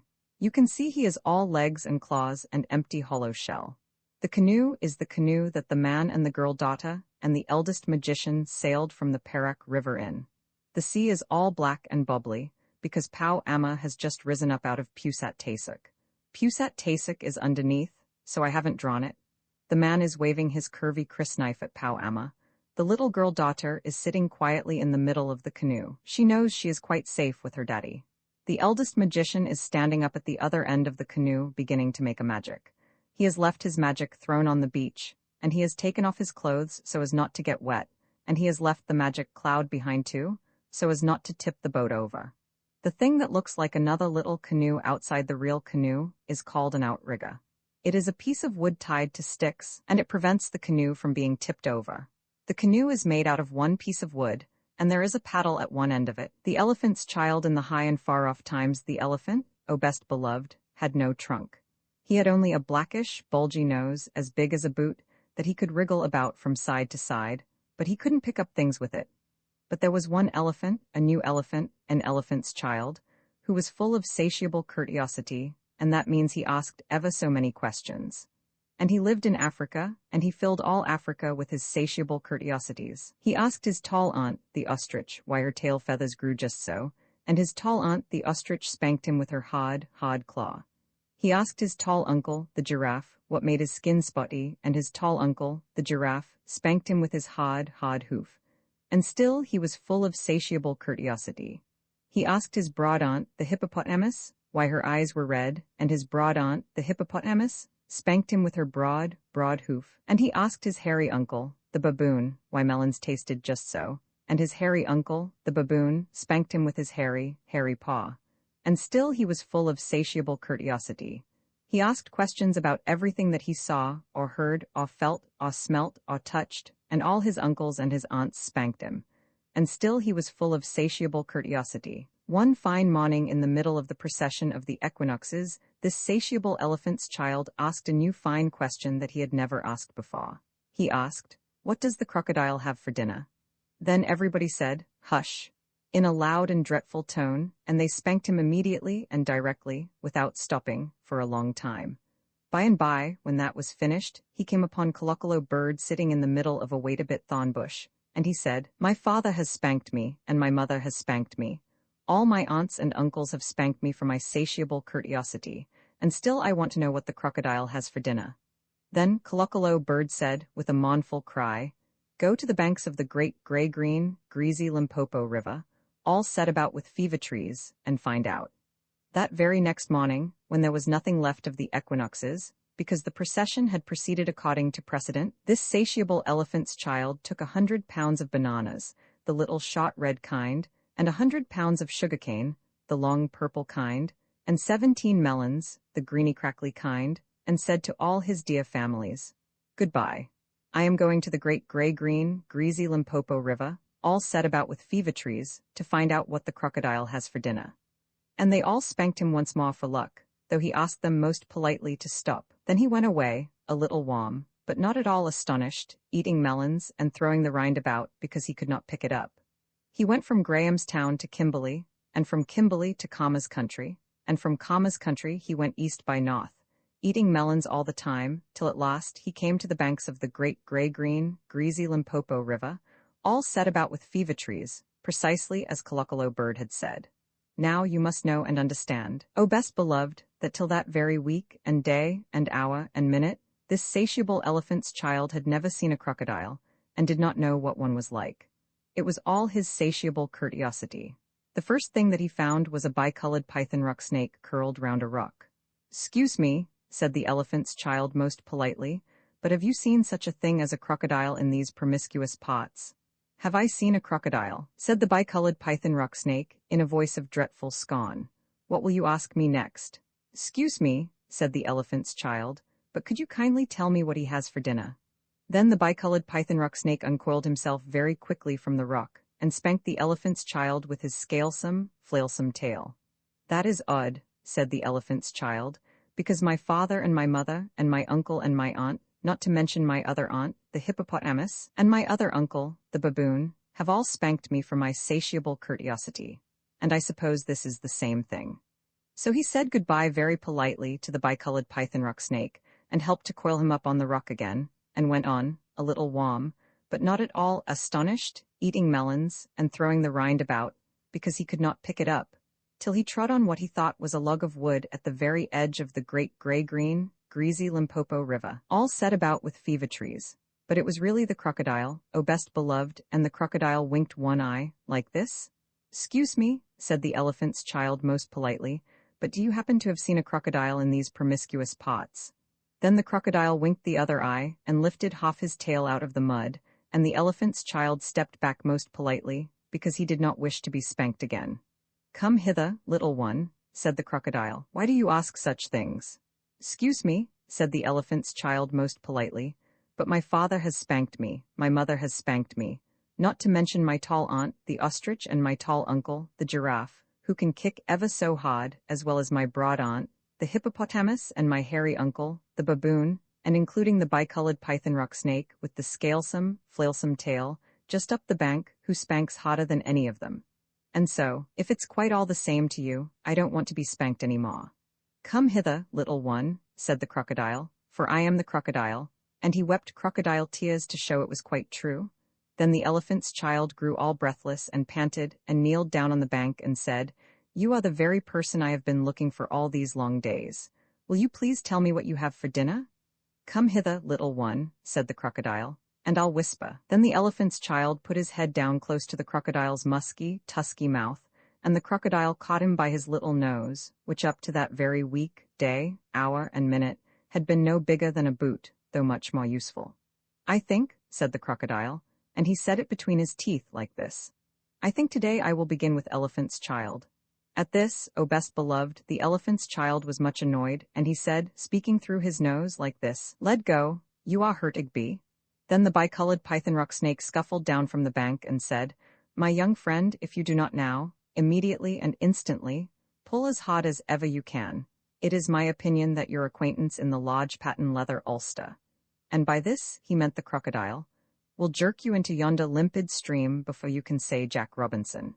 This is the way bicolored python rock snakes always talk. Then the elephant's child sat back on his little haunches and pulled and pulled and pulled, and his nose began to stretch. And the crocodile floundered into the water, making it all creamy with great sweeps of his tail, and he pulled and pulled and pulled. And the elephant's child's nose kept on stretching. And the elephant's child spread all his little far legs and pulled and pulled and pulled, and his nose kept on stretching. And the crocodile threshed his tail like an awl, and he pulled and pulled and pulled, and at each pull the elephant's child's nose grew longer and longer, and it hurt him hages. Then the elephant's child felt his legs slipping, and he said through his nose, which was now nearly 5 feet long, "This is too butch for be." Then the bicolored python rock snake came down from the bank, and knotted himself in a double-clove hitch round the elephant's child's hind legs, and said, "Rash and inexperienced traveler, we will now seriously devote ourselves to a little high tension, because if we do not, it is my impression that yonder self-propelling man of war with the armor-plated upper deck, and by this, O best beloved, he meant the crocodile, will permanently vitiate your future career." That is the way all bicolored python rock snakes always talk. So he pulled, and the elephant's child pulled, and the crocodile pulled, but the elephant's child and the bicolored python rock snake pulled hardest, and at last the crocodile let go of the elephant's child's nose with a plop that you could hear all up and down the Limpopo. Then the elephant's child sat down most hard and sudden, but first he was careful to say, "Thank you," to the bicolored python rock snake, and next he was kind to his poor pulled nose, and wrapped it all up in cool banana leaves, and hung it in the great gray-green, greasy Limpopo to cool. "What are you doing that for?" said the bicolored python rock snake. "'Scuse me," said the elephant's child, "but my nose is badly out of shape, and I am waiting for it to shrink." "Then you will have to wait a long time," said the bicolored python rock snake. "Some people do not know what is good for them." The elephant's child sat there for 3 days waiting for his nose to shrink, but it never grew any shorter, and besides, it made him squint. For, O best beloved, you will see and understand that the crocodile had pulled it out into a really truly trunk same as all elephants have today. At the end of the 3rd day, a fly came and stung him on the shoulder, and before he knew what he was doing he lifted up his trunk and hit that fly dead with the end of it. "Vantage number one," said the bicolored python rock snake. "You couldn't have done that with a mere smear nose. Try and eat a little now." Before he thought what he was doing, the elephant's child put out his trunk and plucked a large bundle of grass, dusted it clean against his forelegs, and stuffed it into his own mouth. "Vantage number two," said the bicolored python rock snake. "You couldn't have done that with a mere smear nose. Don't you think the sun is very hot here?" "It is," said the elephant's child, and before he thought what he was doing he slooped up a sloop of mud from the banks of the great gray-green, greasy Limpopo and slapped it on his head, where it made a cool sloopy slushy mudcap all trickly behind his ears. "Vantage number three," said the bicolored python rock snake. "You couldn't have done that with a mere smear nose. Now how do you feel about being spanked again?" "Excuse me," said the elephant's child, "but I should not like it at all." "How would you like to spank somebody?" said the bicolored python rock snake. "I should like it very much indeed," said the elephant's child. "Well," said the bicolored python rock snake, "you will find that new nose of yours very useful to spank people with." "Thank you," said the elephant's child. "I'll remember that, and now I think I'll go home to all my dear families and try." So the elephant's child went home across Africa, frisking and whisking his trunk.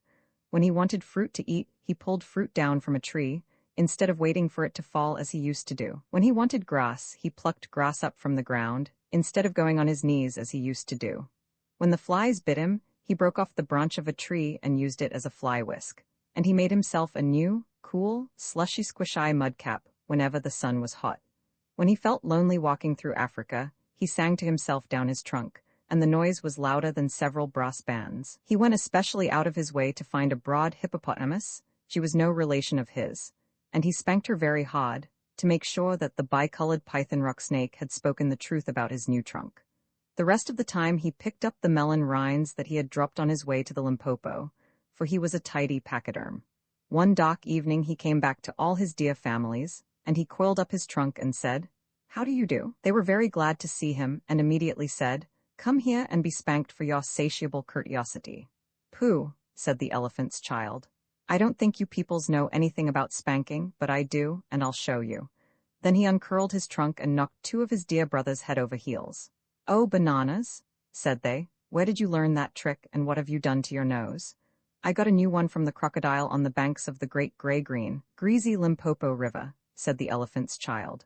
"I asked him what he had for dinner, and he gave me this to keep." "It looks very ugly," said his hairy uncle, the baboon. "It does," said the elephant's child, "but it's very useful," and he picked up his hairy uncle, the baboon, by one hairy leg, and hove him into a hornet's nest.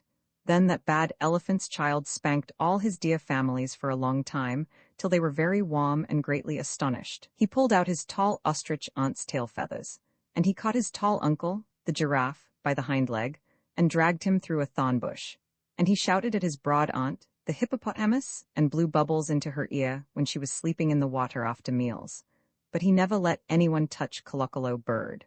At last things grew so exciting that his dear families went off one by one in a hurry to the banks of the great gray-green, greasy Limpopo River, all set about with fever-trees to borrow new noses from the crocodile. When they came back, nobody spanked anybody anymore, and ever since that day, O best beloved, all the elephants you will ever see, besides all those that you won't, have trunks precisely like the trunk of the satiable elephant's child. I keep 6 honest serving men. They taught me all I knew. Their names are what and where and when and how and where and who. I send them over land and sea. I send them east and west. But after they have worked for me, I give them all a rest. I let them rest from 9 till 5, for I am busy then, as well as breakfast, lunch, and tea, for they are hungry men. But different folk have different views. I know a person small. She keeps 10 million serving men, who get no rest at all. She sends them abroad on her own affairs, from the second she opens her eyes. 1 million hows, 2 million wheres, and 7 million whys. This is the elephant's child having his nose pulled by the crocodile. He is much surprised and astonished and hurt, and he is talking through his nose and saying, "Let go. You are hurt, Igby?" He is pulling very hard, and so is the crocodile. But the bicolored python rock snake is hurrying through the water to help the elephant's child. All that black stuff is the banks of the great gray-green, greasy Limpopo River. But I am not allowed to paint these pictures, and the botley tree with the twisty roots and the 8 leaves is one of the fever trees that grow there. Underneath, the truly picture are shadows of African animals walking into an African ark. There are 2 lions, 2 ostriches, 2 oxen, 2 camels, 2 sheep, and 2 other things that look like rats, but I think they are rock rabbits. They don't mean anything. I put them in because I thought they looked pretty. They would look very fine if I were allowed to paint them. This is just a picture of the elephant's child going to pull bananas off a banana tree after he had got his fine new long trunk. I don't think it is a very nice picture, but I couldn't make it any better, because elephants and bananas are hard to draw. The streaky things behind the elephant's child mean squoggy, marshy country somewhere in Africa. The elephant's child made most of his mud cakes out of the mud that he found there. I think it would look better if you painted the banana tree green and the elephant's child red. The sing-song of Old Man Kangaroo not always was the kangaroo as now we do behold him, but a different animal with far-shot legs. He was grey and he was woolly, and his pride was inordinate. He danced on an outcrop in the middle of Australia, and he went to the little god NQA. He went to NQA at 6 before breakfast, saying, "Make me different from all other animals by 5 this afternoon." Up jumped NQA from his seat on the sand flat and shouted, "Go away." He was grey and he was woolly, and his pride was inordinate. He danced on a rock ledge in the middle of Australia, and he went to the middle god Nquing. He went to Nquing at 8 after breakfast, saying, "Make me different from all other animals. Make me also wonderfully popular by 5 this afternoon." Up jumped Nquing from his burrow in the spinifex and shouted, "Go away." He was grey and he was woolly, and his pride was inordinate. He danced on a sandbank in the middle of Australia, and he went to the big god Nkong. He went to Nkong at 10 before dinner time, saying, "Make me different from all other animals. Make me popular and wonderfully run after by 5 this afternoon." Up jumped Nkong from his bath in the salt pan and shouted, "Yes, I will." Nkong called Dingo, "Yellow dog Dingo, always hungry, dusty in the sunshine," and showed him Kangaroo. Nkong said, "Dingo, wake up, Dingo. Do you see that gentleman dancing on an ashbit? He wants to be popular and very truly run after. Dingo, make him so." Up jumped Dingo, Yellow dog Dingo, and said, "What, that cat rabbit?" Off ran Dingo, Yellow dog Dingo, always hungry, grinning like a coal scuttle, ran after Kangaroo. Off went the proud Kangaroo on his 4 little legs like a bunny. This, O beloved of mine, ends the first part of the tale. He ran through the desert, he ran through the mountains, he ran through the salt pans, he ran through the reed beds, he ran through the blue gums, he ran through the spinifex, he ran till his front legs ached. He had to, still ran Dingo, Yellow dog Dingo, always hungry, grinning like a rat trap, never getting nearer, never getting farther, ran after Kangaroo. He had to, still ran Kangaroo, Old Man Kangaroo. He ran through the ti trees, he ran through the mulga, he ran through the long grass, he ran through the short grass, he ran through the tropics of Capricorn and Cancer, he ran till his hind legs ached. He had to, still ran Dingo, Yellow dog Dingo, hungrier and hungrier, grinning like a horse collar, never getting nearer, never getting farther, and they came to the Wollongong River. Now there wasn't any bridge and there wasn't any ferry boat, and Kangaroo didn't know how to get over, so he stood on his legs and hopped. He had to. He hopped through the flinders, he hopped through the cinders, he hopped through the deserts in the middle of Australia. He hopped like a kangaroo. First he hopped 1 yard, then he hopped 3 yards, then he hopped 5 yards, his legs growing stronger, his legs growing longer. He hadn't any time for rest or refreshment, and he wanted them very much. Still ran Dingo, Yellow dog Dingo, very much bewildered, very much hungry, and wondering what in the world or out of it made Old Man Kangaroo hop, for he hopped like a cricket, like a pea in a saucepan, or a new rubber ball on a nursery floor. He had to. He tucked up his front legs, he hopped on his hind legs, he stuck out his tail for a balance weight behind him, and he hopped through the Darling Downs. He had to. Still ran Dingo, tired dog Dingo, hungrier and hungrier, very much bewildered, and wondering when in the world or out of it would Old Man Kangaroo stop. Then came Nkong from his bath in the salt pans, and said, "It's 5 o'clock." Down sat Dingo, poor dog Dingo, always hungry, dusky in the sunshine, hung out his tongue and howled. Down sat Kangaroo, Old Man Kangaroo, stuck out his tail like a milking stool behind him and said, "Thank goodness that's finished." Then said Nkong, who is always a gentleman, "Why aren't you grateful to Yellow dog Dingo? Why don't you thank him for all he has done for you?" Then said Kangaroo, tired old Kangaroo, "He's chased me out of the homes of my childhood, he's chased me out of my regular meal times, he's altered my shape so I'll never get it back, and he's played old scratch with my legs." Then said Nkong, "Perhaps I'm mistaken, but didn't you ask me to make you different from all other animals, as well as to make you very truly sought after? and now it is 5 o'clock. Yes, said Kangaroo. I wish that I hadn't. I thought you would do it by charms and incantations, but this is a practical joke. Joke? Said Enkong from his bath in the blue gums. Say that again and I'll whistle up Dingo and run your hind legs off. No, said the Kangaroo. I must apologize. Legs are legs and you needn't alter 'em so far as I am concerned. I only meant to explain to your lordliness that I've had nothing to eat since morning, and I'm very empty indeed. Yes, said Dingo, Yellow Dog Dingo. I am just in the same situation. I've made him different from all other animals, but what may I have for my tea? Then said Enkong from his bath in the salt pan, Come and ask me about it tomorrow, because I'm going to wash. So they were left in the middle of Australia, Old Man Kangaroo and Yellow Dog Dingo, and each said, That's your fault. This is the mouth-filling song of the race that was run by a boomer, run in a single burst, only event of its kind, started by Big God Enkong from Warragaburigaruma, Old Man Kangaroo first, Yellow Dog Dingo behind. Kangaroo bounded away, his back legs working like pistons, bounded from morning till dark, 25 feet to a bound. Yellow Dog Dingo lay like a yellow cloud in the distance, much too busy to balk. My, but they covered the ground? Nobody knows where they went, or followed the track that they flew in, for that continent hadn't been given a name. They ran 30 degrees from Torres Straits to the Leeuwin. Look at the atlas, please, and they ran back as they came. Supposing you could trot from Adelaide to the Pacific for an afternoon's run, half what these gentlemen did, you would feel rather hot, but your legs would develop terrific. Yes, my importunate son, you'd be a marvelous kid. This is a picture of Old Man Kangaroo when he was the different animal with far-shot legs. I have drawn him gray and woolly, and you can see that he is very proud because he has a wreath of flowers in his hair. He is dancing on an outcrop, that means a ledge of rock, in the middle of Australia at 6 o'clock before breakfast. You can see that it is 6 o'clock because the sun is just getting up. The thing with the ears and the open mouth is little God NQA. NQA is very much surprised because he has never seen a kangaroo dance like that before. Little God NQA is just saying, Go away, but the kangaroo is so busy dancing that he has not heard him yet. The kangaroo hasn't any real name except Booma. He lost it because he was so proud. This is the picture of Old Man Kangaroo at 5 in the afternoon, when he had got his beautiful hind legs just as Big God Enkong had promised. You can see that it is 5 o'clock because Big God Enkong's pet tame clock says so. That is Enkong, in his bath, sticking his feet out. Old Man Kangaroo is being rude to Yellow Dog Dingo.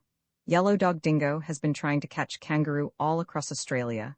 You can see the marks of kangaroo's big new feet running ever so far back over the bare hills. Yellow Dog Dingo is drawn black, because I am not allowed to paint these pictures with real colors out of the paint box. And besides, Yellow Dog Dingo got dreadfully black and dusty after running through the flinders and the cinders. I don't know the names of the flowers growing round Enkong's bath. The two little squatty things out in the desert are the other two gods that Old Man Kangaroo spoke to early in the morning. That thing with the letters on it is Old Man Kangaroo's pouch. He had to have a pouch just as he had to have legs. Just so stories by Rudyard Kipling. Uncopyright may you do good and not evil.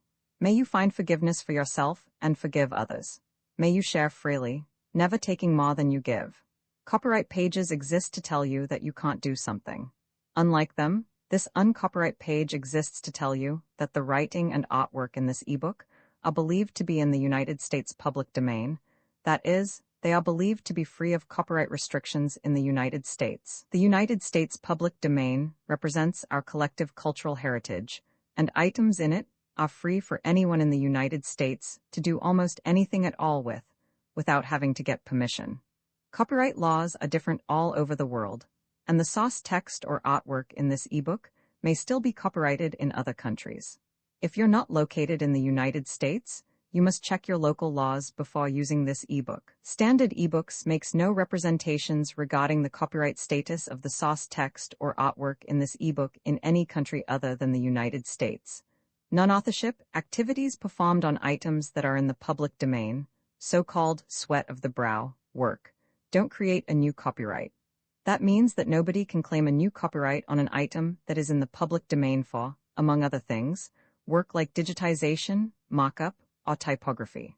Regardless, the contributors to this ebook release their contributions under the terms in the CC 01.0 Universal Public Domain Dedication.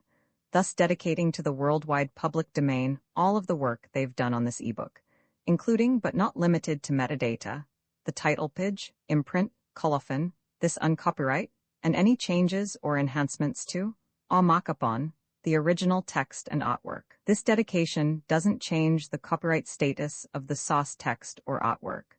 We make this dedication in the interest of enriching our global cultural heritage, to promote free and libre culture around the world, and to give back to the unrestricted culture that has given all of us so much. Table of Contents Landmarks, how the alphabet was made the week after Taffamai Metalumai.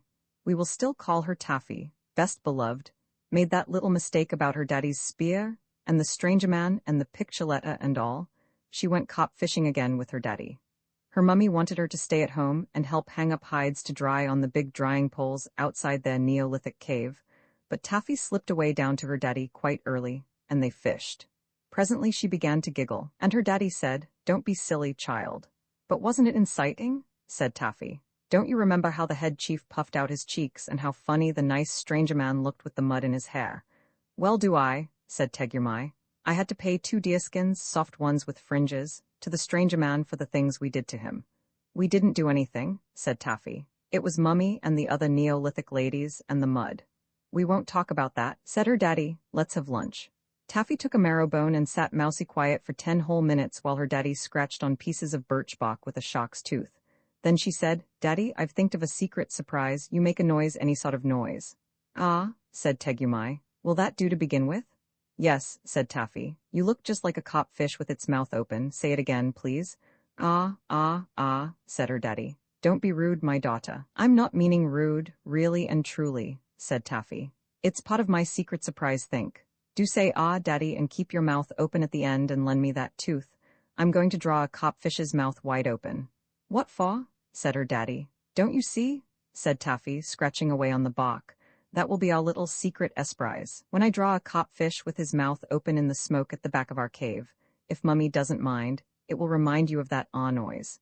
Then we can play that it was me jumped out of the dock and esprised you with that noise, same as I did in the beaver swamp last winter."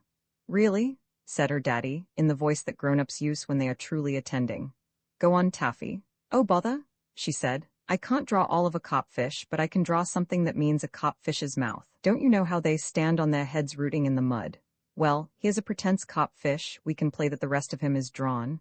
Here's just his mouth, and that means ah." And she drew this.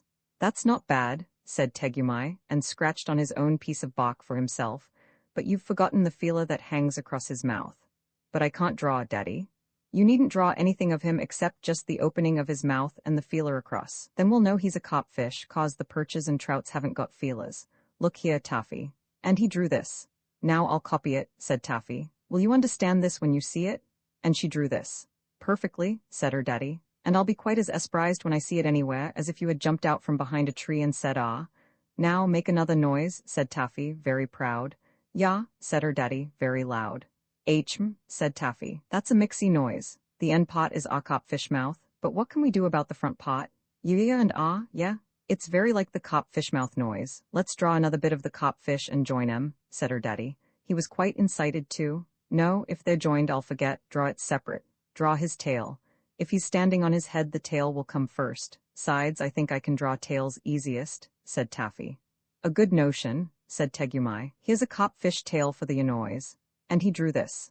"I'll try now," said Taffy. "'Member I can't draw like you, Daddy. Will it do if I just draw the split part of the tail and the sticky down line for where it joins?" And she drew this. Her daddy nodded and his eyes were shiny bright with excitement. "That's beautiful," she said. "Now make another noise, Daddy." "Oh," said her daddy, very loud. "That's quite easy," said Taffy. "You make your mouth all around like an egg or a stone, so an egg or a stone will do for that. You can't always find eggs or stones, we'll have to scratch around something like one." And he drew this. "My gracious," said Taffy, "what a lot of noise pictures we've made, cop mouth, cop tail, and egg. Now make another noise, Daddy." "SSH," said her daddy, and frowned to himself, but Taffy was too incited to notice. "That's quite easy," she said, scratching on the bark. "Eh, what?" said her daddy. "I meant I was thinking and didn't want to be disturbed." "It's a noise just the same. It's the noise a snake makes, Daddy, when it is thinking and doesn't want to be disturbed. Let's make the SSH noise a snake. Will this do?" And she drew this. "There," she said. That's another Espry's secret. When you draw a hissy snake by the door of your little back cave where you mend the spears, I'll know you're thinking hard, and I'll come in most mousy quiet. And if you draw it on a tree by the river when you're fishing, I'll know you want me to walk most mousy quiet, so as not to shake the banks. Perfectly true, said Tegumai. And there's more in this game than you think. Taffy, dear, I've a notion that your daddy's daughter has hit upon the finest thing that there ever was since the tribe of Tegumai took to using shark's teeth instead of flints for their spearheads. I believe we've found out the big secret of the world. Why, said Taffy, and her eyes shone too with incitement. I'll show, said her daddy. What's water in the Tegumai language? Yeah, of course, and it means river too, like Wagaya, the Wagai River. What is bad water that gives you fever if you drink it? Black water, swamp water? Yo, of course. Now look, said her daddy. S'pose you saw this scratched by the side of a pool in the beaver swamp. And he drew this. Coptail and round egg. Two noises mixed, yo, bad water, said Taffy. Course I wouldn't drink that water because I'd know you said it was bad. But I needn't be near the water at all. I might be miles away, hunting, and still it would be just the same as if you stood there and said, gee way, Taffy, or you'll get fever. All that in a cop fishtail and a round egg. Oh, Daddy, we must tell Mummy, quick. And Taffy danced all round him. Not yet, said Tegumai. Not till we've gone a little further. Let's see. Yo is bad water, but so is food cooked on the fire, isn't it? And he drew this. Yes, snake and egg, said Taffy. So that means dinner's ready. If you saw that scratched on a tree, you'd know it was time to come to the cave, so'd I. My Winky, said Tegumai. That's true too, but wait a minute, I see a difficulty. So means come and have dinner, but show means the drying poles where we hang our hides. Horrid old drying poles, said Taffy. I hate helping to hang heavy, hot, hairy hides on them. If you drew the snake and egg, and I thought it meant dinner, and I came in from the wood and found that it meant I was to help Mummy hang the two hides on the drying poles, what would I do? You'd be cross, so'd Mummy. We must make a new picture for show. We must draw a spotty snake that hisses SHSH, and we'll play that the plain snake only hisses SSSS. I couldn't be sure how to put in the spots, said Taffy, and perhaps if you were in a hurry you might leave them out, and I'd think it was so when it was show, and then Mummy would catch me just the same. No, I think we'd better draw a picture of the horrid high drying poles their very selves, and make quite sure. I'll put them in just after the hissy snake. Look, and she drew this.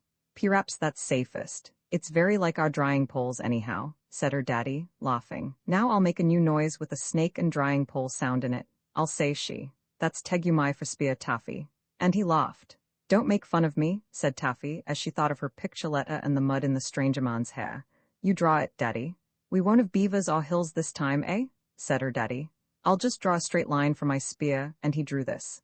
Even Mummy couldn't mistake that for me being killed. Please don't, Daddy. It makes me uncomfy. Do some more noises. We're getting on beautifully. Urhm, said Tegumai, looking up. We'll say shoo, that means sky. Taffy drew the snake and the drying pole, then she stopped. We must make a new picture for that end sound, mustn't we? Shoo shoo you, said her daddy. Why, it's just like the round egg sound made thin. Then s'pose we draw a thin round egg and pretend it's a frog that hasn't eaten anything for years. And no, said her daddy. If we drew that in a hurry, we might mistake it for the round egg itself. Shoo shoo shoo, I'll tell you what we'll do. We'll open a little hole at the end of the round egg to show how the O noise runs out all thin, ooh, like this. And he drew this. Oh, that's lovely, much better than a thin frog. Go on, said Taffy, using her shark's tooth. Her daddy went on drawing, and his hand shook with excitement. He went on till he had drawn this. Don't look up, Taffy, he said. Try if you can make out what that means in the Tegumai language. If you can, we've found the secret. Snake, pole, broken egg, coptail, and copmouth, said Taffy. Shuya, skywater, rain. Just then a drop fell on her hand, for the day had clouded over. Why, Daddy, it's raining. Was that what you meant to tell me? Of course, said her daddy. And I told it you without saying a word, didn't I? Well, I think I would have known it in a minute, but that raindrop made me quite sure. I'll always remember now. Shuya means rain, or it is going to rain. Why, Daddy? She got up and danced round him. S'pose you went out before I was awake and drawed Shuya in the smoke on the wall. I'd know it was going to rain, and I'd take my beaver skin hood. Wouldn't Mummy be surprised? Tegumai got up and danced. Daddies didn't mind doing those things in those days. More than that, he said. S'pose I wanted to tell you it wasn't going to rain much, and you must come down to the river. What would we draw? Say the words in Tegumai talk first. Shuyalas Yamaru, skywater ending, river come to. What a lot of new sounds, I don't see how we can draw them. But I do. said Tegumai. Just attend a minute, Taffy, and we won't do any more today. We've got Shuya all right, haven't we? But this lass is a teaser. La la la. And he waved his shark tooth. There's the hissy snake at the end and the cop mouth before the snake, as. We only want Lala, said Taffy. I know it, but we have to make Lala. And we're the first people in all the world who have ever tried to do it, Taffamai. Well, said Taffy, yawning, for she was rather tired. Las means breaking or finishing as well as ending, doesn't it? So it does, said Tegumai. Yolas means that there's no water in the tank for Mummy to cook with just when I'm going hunting too.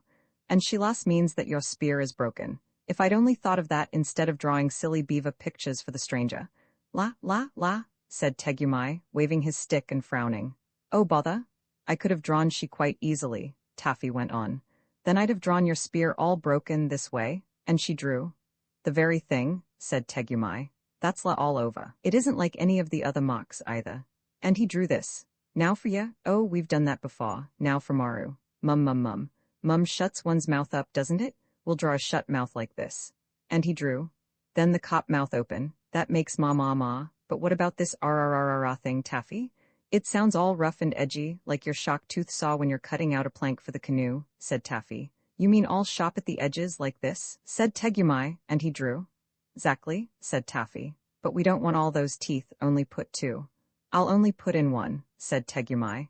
If this game of ours is going to be what I think it will, the easier we make our sound pictures the better for everybody. And he drew. Now we've got it, said Tegumai, standing on one leg. I'll draw 'em all in a string like fish.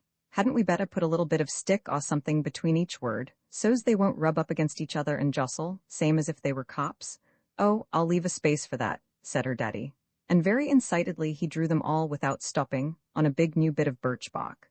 Shuyalas Yamaru, said Taffy, reading it out sound by sound. That's enough for today, said Tegumai. Besides, you're getting tired, Taffy. Never mind, dear. We'll finish it all tomorrow, and then we'll be remembered for years and years after the biggest trees you can see are all chopped up for firewood. So they went home, and all that evening, Tegumai sat on one side of the fire and Taffy on the other, drawing yes and yos and shoes and she's in the smoke on the wall and giggling together till her mummy said, Really, Tegumai, you're worse than my Taffy. Please don't mind, said Taffy. It's only our secretess prize, Mummy dear, and we'll tell you all about it the very minute it's done. But please don't ask me what it is now, or else I'll have to tell. So her mummy most carefully didn't, and bright and early next morning, Tegumai went down to the river to think about new sound pictures, and when Taffy got up she saw Yales, water is ending or running out, chalked on the side of the big stone water tank, outside the cave. Said Taffy. These picture sounds are rather a bother. Daddy's just as good as come here himself, and told me to get more water for Mummy to cook with. She went to the spring at the back of the house and filled the tank from a bark bucket, and then she ran down to the river and pulled her daddy's left ear, the one that belonged to her to pull when she was good. Now come along, and we'll draw all the leftover sound pictures, said her daddy, and they had a most inciting day of it, and a beautiful lunch in the middle, and 2 games of romps. When they came to tea, Taffy said that as her name, and her daddy's, and her mummy's all began with that sound, they should draw a sort of family group of themselves holding hands. That was all very well to draw once or twice, but when it came to drawing it 6 or 7 times, Taffy and Tegumai drew it scratchier and scratchier, till at last the T sound was only a thin long Tegumai with his arms out to hold Taffy and Teshumai. You can see from these 3 pictures partly how it happened. Many of the other pictures were much too beautiful to begin with, especially before lunch, but as they were drawn over and over again on birch bark, they became plainer and easier, till at last even Tegumai said he could find no fault with them. They turned the hissy snake the other way round for the Z sound, to show it was hissing backwards in a soft and gentle way, and they just made a twiddle for E, because it came into the pictures so often, and they drew pictures of the sacred beaver of the Tegumais for the B sound, and because it was a nasty, nosy noise, they just drew noses for the N sound, till they were tired. And they drew a picture of the big lake pike's mouth for the greedy Ga sound, and they drew the pike's mouth again with a spear behind it for the scratchy, hurty Ka sound, and they drew pictures of a little bit of the winding Wagai River for the nice windy Wa sound, and so on and so forth and so following, till they had done and drawn all the sound pictures that they wanted, and there was the alphabet, all complete. And after thousands and thousands and thousands of years, and after hieroglyphics and demotics and nilotics and cryptics and cufics and runics and dorics and ionics, and all sorts of other ricks and tricks, because the wounds and the neguses and the akuns and the repositories of tradition would never leave a good thing alone when they saw it. The fine old easy, understandable alphabet, A, B, C, D, E, and the rest of them, got back into its proper shape again for all best beloveds to learn when they are old enough. But I remember Tegumai Bopsulai, and Tafamai Metalumai and Teshumai Tuandrau, her dear mummy, and all the days gone by. And it was so, just so, a little time ago, on the banks of the Big Wagai, of all the tribe of Tegumai who cut that figure, none remain, on marrow down the cuckoo's cry, the silence and the sun remain. But as the faithful years return and hearts unwounded sing again, comes Taffy dancing through the fern to lead the Surrey spring again. Her brows abound with bracken fronds, and golden elf locks fly above. Her eyes are bright as diamonds and bluer than the skies above. In moccasins and deerskin cloak, unfearing, free and fair she flits, and lights her little damp wood smoke to show her daddy where she flits. For far, oh, very far behind, so far she cannot call to him, comes Tegumai alone to find the daughter that was all to him. One of the first things that Tegumai Bopsulai did after Taffy, and he had made the alphabet, was to make a magic alphabet necklace of all the letters, so that it could be put in the temple of Tegumai and kept for ever and ever. All the tribe of Tegumai brought their most precious beads and beautiful things, and Taffy and Tegumai spent 5 whole years getting the necklace in order. This is a picture of the magic alphabet necklace. The string was made of the finest and strongest reindeer sinew, bound round with thin copper wire.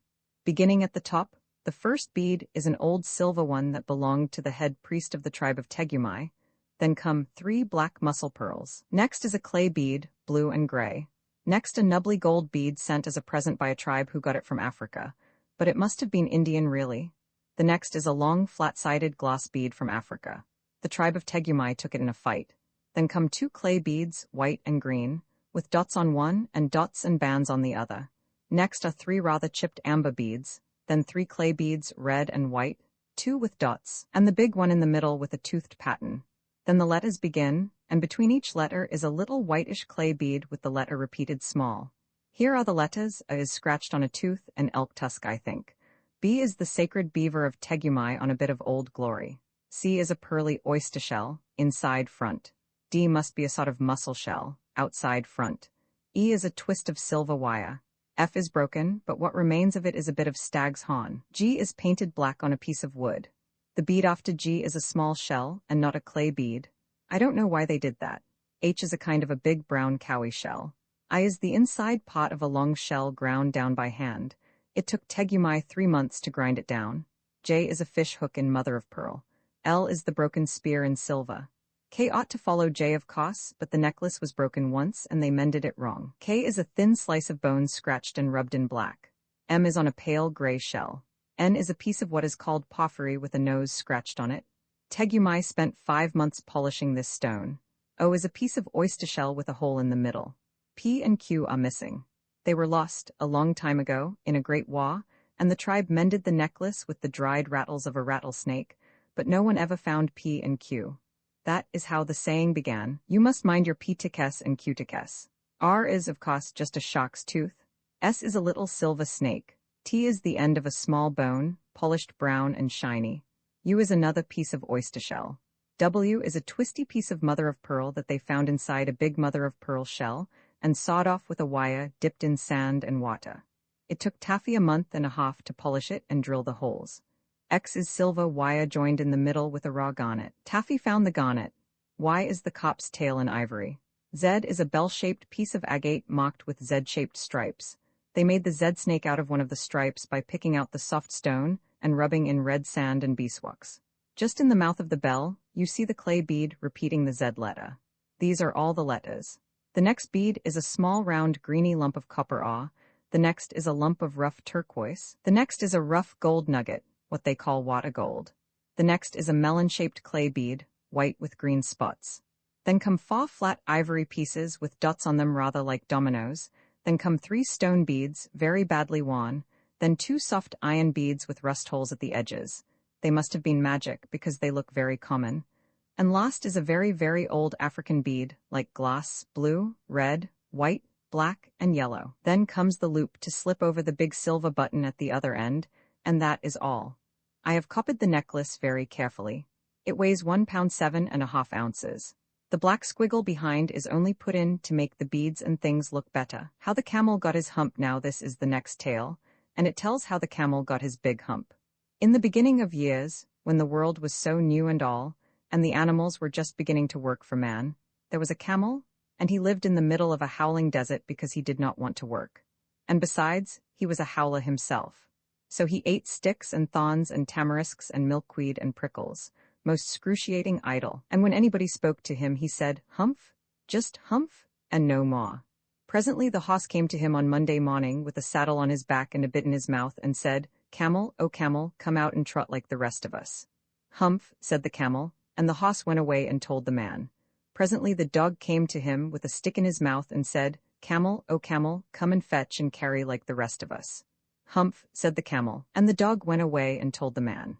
Presently the ox came to him with the yoke on his neck and said, "Camel, oh camel, come and plow like the rest of us." "Humph," said the camel, and the ox went away and told the man. At the end of the day the man called the hoss and the dog and the ox together and said, 303, I'm very sorry for you with the world so new and all, but that hump thing in the desert can't work, or he would have been here by now, so I am going to leave him alone, and you must work double time to make up for it." That made the three very angry with the world so new and all, and they held a palaver and an indaba and a punchayat and a powwow on the edge of the desert, and the camel came chewing milkweed most excruciating idle, and laughed at them. Then he said, "Humph," and went away again. Presently there came along the jinn in charge of all deserts, rolling in a cloud of dust. Jinns always travel that way because it is magic, and he stopped to palaver and pow-pow with the three. "Jinn of all deserts," said the hoss, "is it right for anyone to be idle with the world so new and all?" "Certainly not," said the jinn. "Well," said the hoss, "there's a thing in the middle of your howling desert, and he's a howler himself with a long neck and long legs, and he hasn't done a stroke of work since Monday morning. He won't trot." "Phew," said the jinn, whistling, "that's my camel for all the gold in Arabia. What does he say about it?" "He says humph," said the dog, "and he won't fetch and carry." "Does he say anything else?" "Only humph, and he won't plow," said the ox. "Very good," said the jinn. "I'll humph him if you will kindly wait a minute." The jinn rolled himself up in his dust cloak and took a bearing across the desert and found the camel most excruciatingly idle, looking at his own reflection in a pool of water. "My long and bubbling friend," said the jinn, "what's this I hear of your doing no work, with the world so new and all?" "Humph," said the camel. The jinn sat down with his chin in his hand and began to think a great magic, while the camel looked at his own reflection in the pool of water. "You've given the three extra work ever since Monday morning, all on account of your excruciating idleness," said the jinn, and he went on thinking magics with his chin in his hand. "Humph," said the camel. "I shouldn't say that again if I were you," said the jinn. "You might say it once too often. Bubbles, I want you to work." And the camel said, "Humph," again, but no sooner had he said it than he saw his back that he was so proud of, puffing up into a great big lolloping humph. "Do you see that?" said the jinn. "That's your very own humph that you've brought upon your very own self by not working. Today is Thursday, and you've done no work since Monday when the work began. Now you are going to work." "How can I," said the camel, "with this humph on my back?"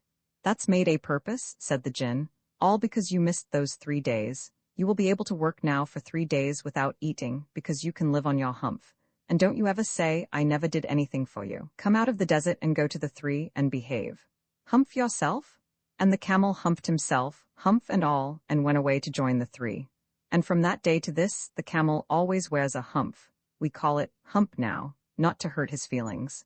But he has never yet caught up with the 3 days that he missed at the beginning of the world, and he has never yet learned how to behave. The camel's hump is an ugly lump which well you may see at the zoo, but uglier yet is the hump we get from having too little to do. Kiddies and grown-ups too woo-woo, if we haven't enough to do woo-woo, we get the hump, camellious hump, the hump that is black and blue.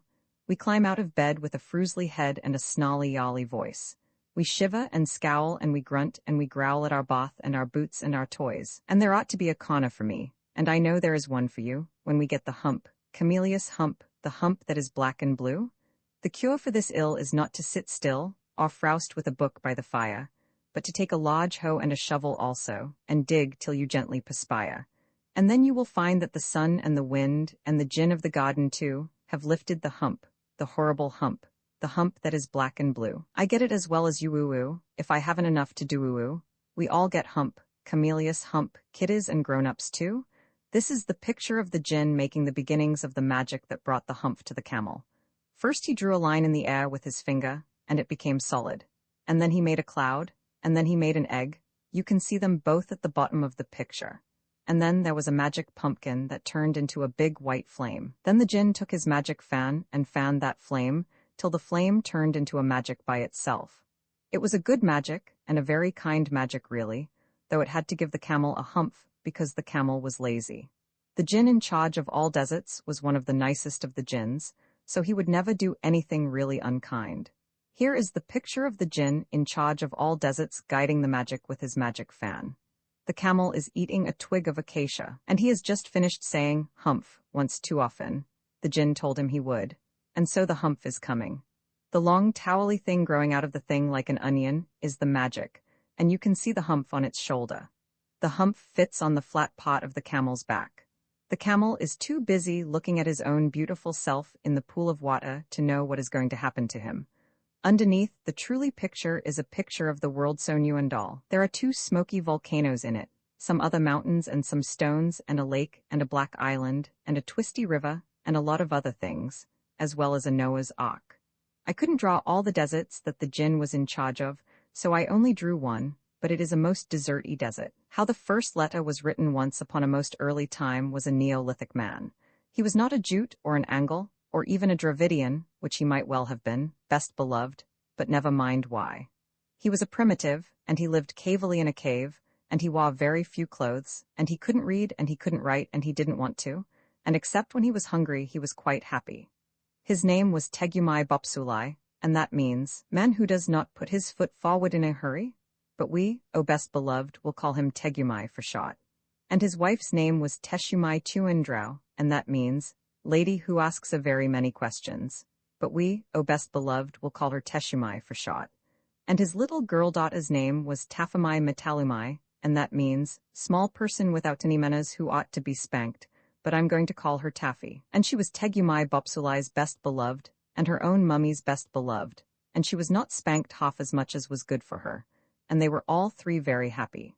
As soon as Taffy could run about she went everywhere with her daddy Tegumai, and sometimes they would not come home to the cave till they were hungry, and then Teshumai Tuindrau would say, "Where in the world have you 2 been to get so shocking dirty?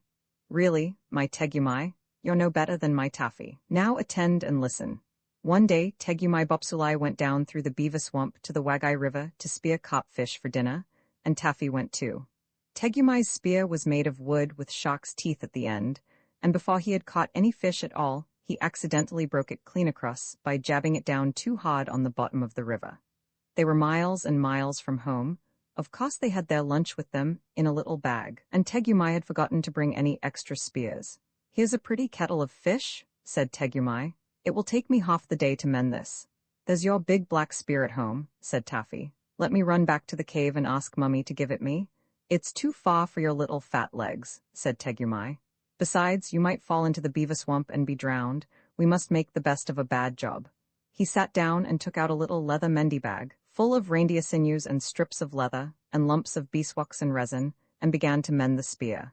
Taffy sat down too, with her toes in the water and her chin in her hand, and thought very hard. Then she said, "I say, Daddy, it's an awful nuisance that you and I don't know how to write, isn't it? If we did we could send a message for the new spear." "Taffy," said Tegumai, "how often have I told you not to use slang? Awful isn't a pretty word, but it would be a convenience, now you mention it, if we could write home." Just then a stranger man came along the river, but he belonged to a far tribe, the Chuaras, and he did not understand one word of Tegumai's language. He stood on the bank and smiled at Taffy because he had a little girl daughter of his own at home. Tegumai drew a hank of deer sinews from his mendy bag and began to mend his spear. "Come here," said Taffy. "Do you know where my mummy lives?" And the stranger man said, being, as you know, a Chuara. "Silly," said Taffy, and she stamped her foot because she saw a shoal of very big carp going up the river just when her daddy couldn't use his spear. "Don't bother grown-ups," said Tegumai, so busy with his spear mending that he did not turn round. "I aren't," said Taffy. I only want him to do what I want him to do, and he won't understand.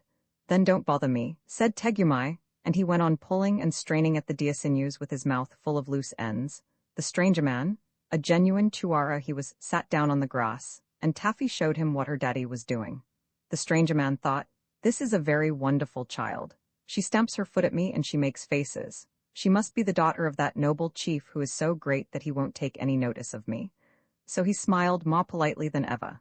"Now," said Taffy, "I want you to go to my mummy, because your legs are longer than mine, and you won't fall into the beaver swamp, and ask for Daddy's other spear, the one with the black handle that hangs over our fireplace." The stranger man, and he was a Tuara, thought, "This is a very, very wonderful child. She waves her arms and she shouts at me, but I don't understand a word of what she says. But if I don't do what she wants, I greatly fear that that haughty chief, man who turns his back on collars, will be angry." He got up and twisted a big flat piece of bark off a birch tree and gave it to Taffy. He did this, best beloved, to show that his heart was as white as the birch bark and that he meant no harm, but Taffy didn't quite understand. "Oh," said she, "now I see, you want my mummy's living address? Of course I can't write, but I can draw pictures if I've anything sharp to scratch with. Please lend me the shark's tooth off your necklace." The stranger man, and he was a Tuara, didn't say anything, so Taffy put up her little hand and pulled at the beautiful bead and seed and shark tooth necklace round his neck. The stranger man, and he was a Tuara, thought, "This is a very, very, very wonderful child. The shark's tooth on my necklace is a magic shark's tooth, and I was always told that if anybody touched it without my leave, they would immediately swell up or burst. But this child doesn't swell up or burst, and that important chief, man who attends strictly to his business, who has not yet taken any notice of me at all, doesn't seem to be afraid that she will swell up or burst. I had better be more polite."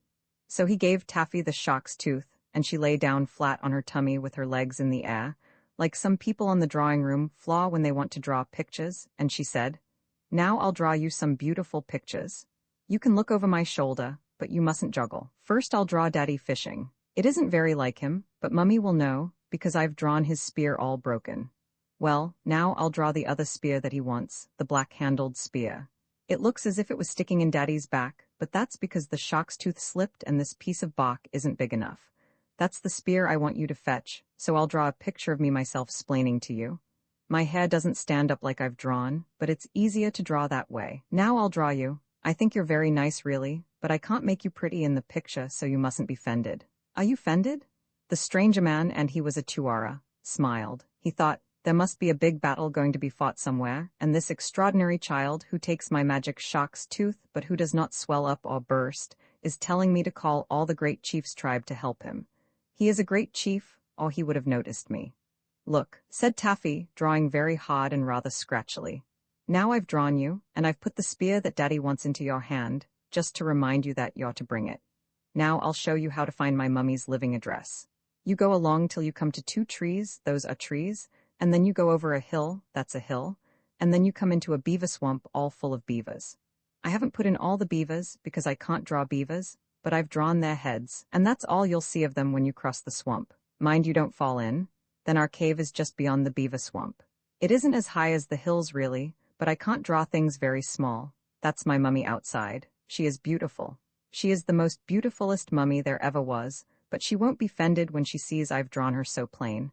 She'll be pleased of me because I can draw. Now, in case you forget, I've drawn the spear that Daddy wants outside our cave. It's inside really, but you show the picture to my mummy and she'll give it you. I've made her holding up her hands because I know she'll be so pleased to see you. Isn't it a beautiful picture? And do you quite understand, or shall I explain again?" The stranger man, and he was a Tuara, looked at the picture and nodded very hard. He said to himself, "If I do not fetch this great chief's tribe to help him, he will be slain by his enemies who are coming up on all sides with spears. Now I see why the great chief pretended not to notice me. He feared that his enemies were hiding in the bushes and would see him deliver a message to me. Therefore he turned his back and let the wise and wonderful child draw the terrible picture showing me his difficulties. I will away and get help for him from his tribe." He did not even ask Taffy the road, but raced off into the bushes like the wind, with the birch bark in his hand, and Taffy sat down most pleased. Now this is the picture that Taffy had drawn for him. "What have you been doing, Taffy?" said Tegumai. He had mended his spear and was carefully waving it to and fro. "It's a little arrangement of my own, Daddy dear," said Taffy. If you won't ask me questions, you'll know all about it in a little time, and you'll be surprised. You don't know how surprised you'll be. Daddy, promise you'll be surprised. Very well, said Tegumai, and went on fishing. The stranger man, did you know he was a Tuara? Hurried away with the picture and ran for some miles, till quite by accident he found Teshumai Tuandrau at the door of her cave, talking to some other Neolithic ladies who had come in to a primitive lunch. Taffy was very like Teshumai, especially about the upper part of the face and the eyes, so the stranger man, always a pure Tuara, smiled politely and handed Teshumai the birch bark. He had run hard, so that he panted, and his legs were scratched with brambles, but he still tried to be polite. As soon as Teshumai saw the picture, she screamed like anything and flew at the stranger man. The other Neolithic ladies at once knocked him down and sat on him in a long line of 6, while Teshumai pulled his hair. It's as plain as the nose on this stranger man's face, she said. He has stuck my Tegumai all full of spears, and frightened poor Taffy so that her hair stands all on end, and not content with that, he brings me a horrid picture of how it was done. Look. She showed the picture to all the Neolithic ladies sitting patiently on the stranger man. Here is my Tegumai with his arm broken. Here is a spear sticking into his back. Here is a man with a spear ready to throw. Here is another man throwing a spear from a cave, and here are a whole pack of people. They were Taffy's beavers really, but they did look rather like people, coming up behind Tegumai. Isn't it shocking?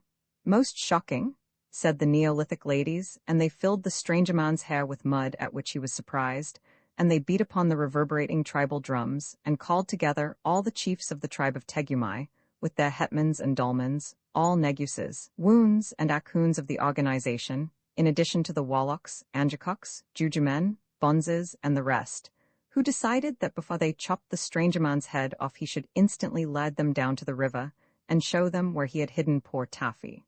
By this time, the stranger man, in spite of being a Tuara, was really annoyed. They had filled his hair quite solid with mud.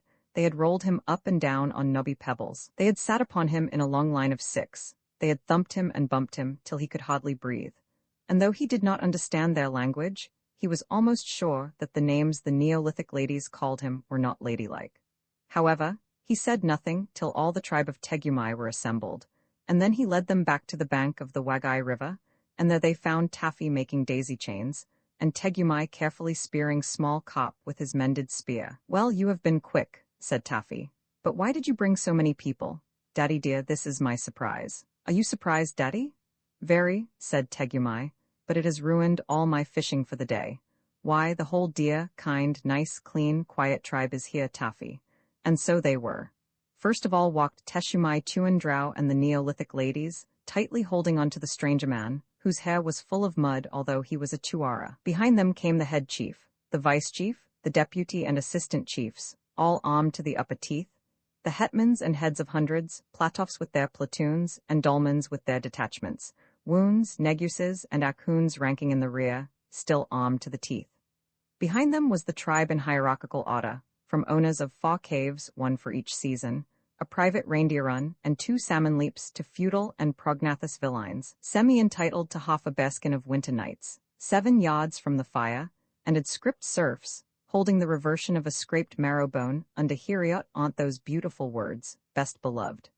They were all there, prancing and shouting, and they frightened every fish for 20 miles, and Tegumai thanked them in a fluid Neolithic oration. Then Teshumai Tuandrau ran down and kissed and hugged Taffy very much indeed. But the head chief of the tribe of Tegumai took Tegumai by the topknot feathers and shook him severely. Explain, explain, explain, cried all the tribe of Tegumai. Goodness sakes alive, said Tegumai. Let go of my topknot. Can't a man break his carp spear without the whole countryside descending on him? You're a very interfering people. I don't believe you've brought my daddy's black-handled spear after all, said Taffy. And what are you doing to my nice stranger man? They were thumping him by 2s and 3s and 10s till his eyes turned round and round. He could only gasp and point at Taffy. Where are the bad people who speared you, my darling? Said Teshumai Tuandrau. There weren't any, said Tegumai. My only visitor this morning was the poor fellow that you are trying to choke. Aren't you well, or are you ill, O tribe of Tegumai? He came with a horrible picture, said the head chief, a picture that showed you were full of spears. Perhaps I'd better explain that I gave him that picture, said Taffy, but she did not feel quite comfy. You, said the tribe of Tegumai altogether. Small person with no manners who ought to be spanked, you. Taffy dear, I'm afraid we're in for a little trouble, said her daddy, and put his arm round her so she didn't care. Explain, explain, explain, said the head chief of the tribe of Tegumai, and he hopped on one foot. I wanted the stranger man to fetch Daddy's spear, so I draughted it, said Taffy. There wasn't lots of spears, there was only one spear. I draughted it 3 times to make sure. I couldn't help it looking as if it stuck into Daddy's head. There wasn't room on the birch bark, and those things that Mummy called bad people are my beavers. I draughted them to show him the way through the swamp, and I draughted Mummy at the mouth of the cave looking pleased because he is a nice stranger man, and I think you are just the stupidest people in the world, said Taffy. He is a very nice man. Why have you filled his hair with mud? Wash him? Nobody said anything at all for a long time, till the head chief laughed. Then the stranger man, who was at least a Tuara, laughed. Then Tegumai laughed till he fell down flat on the bank. Then all the tribe laughed more and worse and louder. The only people who did not laugh were Teshumai Tuandrau and all the Neolithic ladies. They were very polite to all their husbands and said, "Idiot?" ever so often. Then the head chief of the tribe of Tegumai cried and said and sang, "O small person without any manners who ought to be spanked, you've hit upon a great invention." "I didn't intend to. I only wanted Daddy's black-handled spear," said Taffy. "Never mind, it is a great invention, and some day men will call it writing. At present it is only pictures, and, as we have seen today, pictures are not always properly understood. But a time will come, O babe of Tegumai, when we shall make letters, all 26 of them, and when we shall be able to read as well as to write, and then we shall always say exactly what we mean without any mistakes. Let the Neolithic ladies wash the mud out of the stranger's hair." "I shall be glad of that," said Taffy, "because, after all, though you've brought every single other spear in the tribe of Tegumai, you've forgotten my daddy's black-handled spear."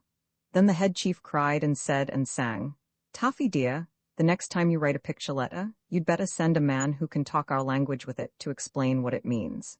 I don't mind it myself, because I am a head chief, but it's very bad for the rest of the tribe of Tegumai, and as you can see, it surprises the stranger." Then they adopted the stranger man, a genuine Tuarer of Tuaw, into the tribe of Tegumai, because he was a gentleman and did not make a fuss about the mud that the Neolithic ladies had put into his hair. But from that day to this, and I suppose it is all Taffy's fault, very few little girls have ever liked learning to read or write. Most of them prefer to draw pictures and play about with their daddies, just like Taffy. There runs a road by Marrow Down, a grassy track today it is, an hour out of Guildford town, above the river way it is. Here, when they heard the house bells ring, the ancient Britons dressed and rode to watch the dark Phoenicians bring their goods along the western road. And here, all hereabouts, they met to hold their racial talks and such, to barter beads for Whitby jet, and tin for gay shell talks and such. But long and long before that time, when bison used to roam on it, did Taffy and her daddy climb that down, and had their home on it. Then beavers built in Broadstone Brook and made a swamp where Bramley stands, and bears from Shire would come and look for Taffamai where Shamley stands.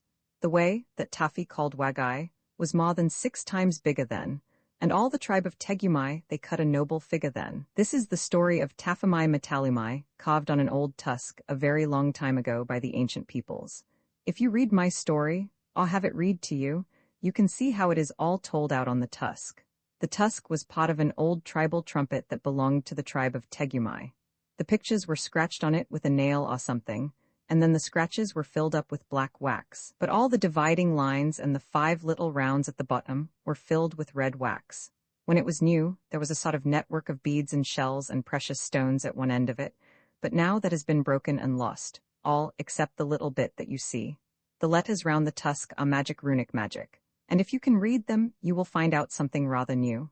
The tusk is of ivory, very yellow and scratched. It is 2 feet long and 2 feet round, and weighs 11 pounds 9 ounces. How the leopard got his spots in the days when everybody started fair. Best beloved, the leopard lived in a place called the High Veld. 'Member it wasn't the low veld, or the bush veld, or the sour veld, but the exclusively bare, hot, shiny high veld, where there was sand and sandy-colored rock and exclusively tufts of sandy yellowish grass. The giraffe and the zebra and the eland and the kudu and the hartebeest lived there, and they were exclusively sandy, yellow-brownish all over.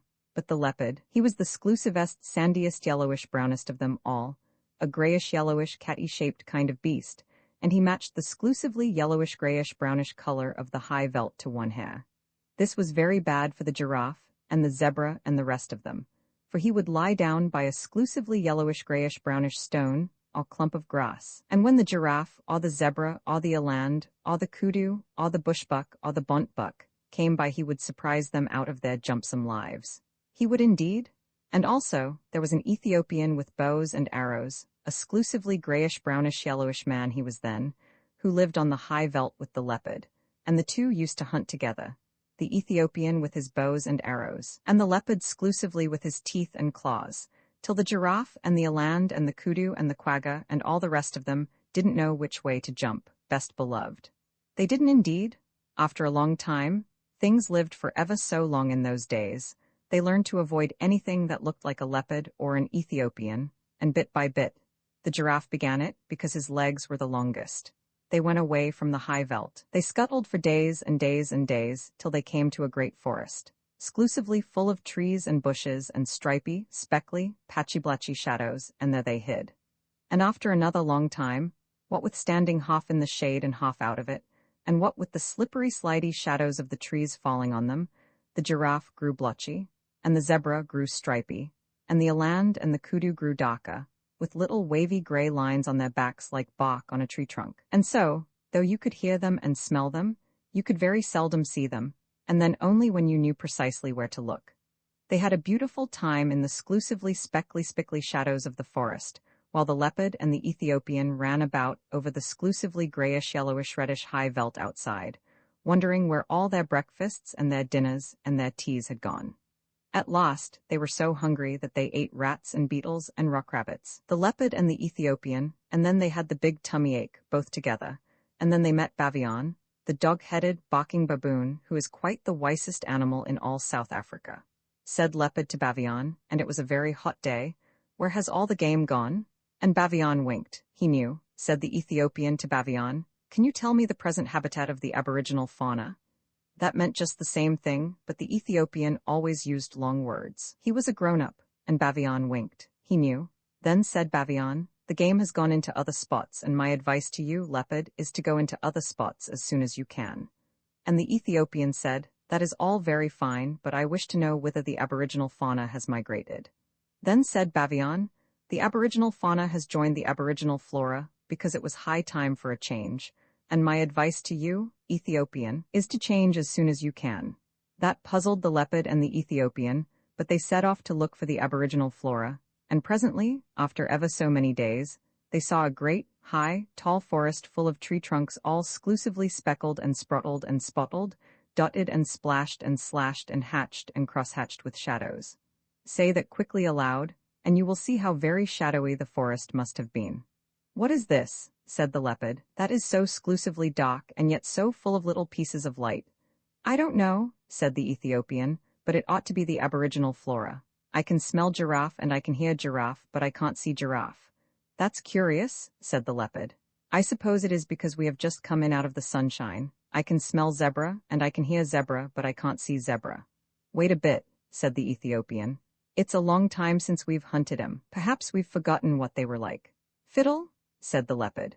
"I remember them perfectly on the high veldt, especially their marrow bones. Giraffe is about 17 feet high, of exclusively fulvous golden yellow from head to heel, and zebra is about 4.5 feet high, of exclusively gray fawn color from head to heel." Said the Ethiopian, looking into the speckly shadows of the aboriginal flora forest. "Then they ought to show up in this dark place like ripe bananas in a smokehouse." But they didn't. The leopard and the Ethiopian hunted all day, and though they could smell them and hear them, they never saw one of them. "For goodness sake," said the leopard at tea time, "let us wait till it gets dark. This daylight hunting is a perfect scandal." So they waited till dark, and then the leopard heard something breathing sniffily in the starlight that fell all stripy through the branches, and he jumped at the noise, and it smelt like zebra, and it felt like zebra, and when he knocked it down it kicked like zebra, but he couldn't see it. So he said, "Be quiet, oh you person without any form. I am going to sit on your head till morning, because there is something about you that I don't understand." Presently he heard a grunt and a crash and a scramble, and the Ethiopian called out, "I've caught a thing that I can't see. It smells like giraffe, and it kicks like giraffe, but it hasn't any form." "Don't you trust it," said the leopard. "Sit on its head till the morning, same as me. They haven't any form, any of 'em." So they sat down on them hard till bright morning time, and then Leopard said, "What have you at your end of the table, brother?" The Ethiopian scratched his head and said, "It ought to be exclusively a rich fulvous orange tawny from head to heel, and it ought to be giraffe, but it is covered all over with chestnut blotches. What have you at your end of the table, brother?" And the Leopard scratched his head and said, "It ought to be exclusively a delicate grayish fawn, and it ought to be zebra, but it is covered all over with black and purple stripes. What in the world have you been doing to yourself, zebra? Don't you know that if you were on the high veld I could see you 10 miles off? You haven't any form." "Yes," said the zebra, "but this isn't the high veld. Can't you see?" "I can now," said the Leopard, "but I couldn't all yesterday. How is it done?" "Let us up," said the zebra, "and we will show you." They let the zebra and the giraffe get up, and zebra moved away to some little thorn bushes where the sunlight fell all stripy, and giraffe moved off to some talus trees where the shadows fell all blotchy. "Now watch," said the zebra and the giraffe. "This is the way it's done. 1, 2, 3, and where's your breakfast?" Leopard stared, and Ethiopian stared, but all they could see were stripy shadows and blotched shadows in the forest, but never a sign of zebra and giraffe. They had just walked off and hidden themselves in the shadowy forest. "Hi, hi," said the Ethiopian.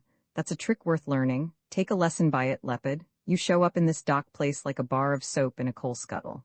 "Ho, ho," said the Leopard. "Would it surprise you very much to know that you show up in this dark place like a mustard plaster on a sack of coals?"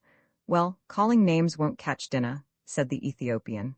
"The long and the little of it is that we don't match our backgrounds. I'm going to take Bavion's advice. He told me I ought to change, and as I've nothing to change except my skin, I'm going to change that." "What to?" said the Leopard, tremendously excited. "To a nice working blackish-brownish color, with a little purple in it and touches of slaty blue. It will be the very thing for hiding in hollows and behind trees." So he changed his skin then and there, and the Leopard was more excited than ever. He had never seen a man change his skin before. "But what about me?" he said, when the Ethiopian had worked his last little finger into his fine new black skin. "You take Bavion's advice too. He told you to go into spots." "So I did," said the Leopard. "I went into other spots as fast as I could. I went into this spot with you, and a lot of good it has done me." "Oh," said the Ethiopian, "Bavion didn't mean spots in South Africa. He meant spots on your skin." "What's the use of that?" said the Leopard. "Think of giraffe," said the Ethiopian, "or if you prefer stripes, think of zebra. They find their spots and stripes give them perfect satisfaction." Said the Leopard. "I wouldn't look like zebra, not for ever so." "Well, make up your mind," said the Ethiopian, "because I'd hate to go hunting without you, but I must if you insist on looking like a sunflower against a tarred fence." "I'll take spots then," said the Leopard, "but don't make 'em too vulgar big. I wouldn't look like giraffe, not for ever so." "I'll make 'em with the tips of my fingers," said the Ethiopian. "There's plenty of black left on my skin still. Stand over." Then the Ethiopian put his 5 fingers close together. There was plenty of black left on his new skin still, and pressed them all over the Leopard, and wherever the 5 fingers touched they left 5 little black marks, all close together. You can see them on any leopard's skin you like, best beloved. Sometimes the fingers slipped and the marks got a little blurred, but if you look closely at any leopard now, you will see that there are always 5 spots, off 5 fat black fingertips. "Now you are a beauty," said the Ethiopian. "You can lie out on the bare ground and look like a heap of pebbles. You can lie out on the naked rocks and look like a piece of pudding stone. You can lie out on a leafy branch and look like sunshine sifting through the leaves, and you can lie right across the center of a path and look like nothing in particular. Think of that and purr." "But if I'm all this," said the Leopard, "why didn't you go spotty too?" "Oh, plain black's best for a nigger," said the Ethiopian. "Now come along and we'll see if we can't get even with Mr. 123 Where's your breakfast?" So they went away and lived happily ever afterward, best beloved. That is all. Oh, now and then you will hear grown-ups say, "Can the Ethiopian change his skin, or the Leopard his spots?" I don't think even grown-ups would keep on saying such a silly thing if the Leopard and the Ethiopian hadn't done it once, do you? But they will never do it again, best beloved. They are quite contented as they are. I am the most wise Bavion, saying in most wise tones, "Let us melt into the landscape, just us two by our lones." People have come in a carriage calling, "But Mummy is there?" "Yes, I can go if you take me. Nurse says she don't care." "Let's go up to the pigsties and sit on the farmyard rails. Let's say things to the bunnies and watch 'em skitter their tails. Let's anything, Daddy, so long as it's you and me, and going truly exploring, and not being in till tea. Here's your boots, I've brought 'em, and here's your cap and stick, and here's your pipe and tobacco." Oh, come along out of it, quick. This is wise Bavian, the dog-headed baboon, who is quite the wisest animal in all South Africa.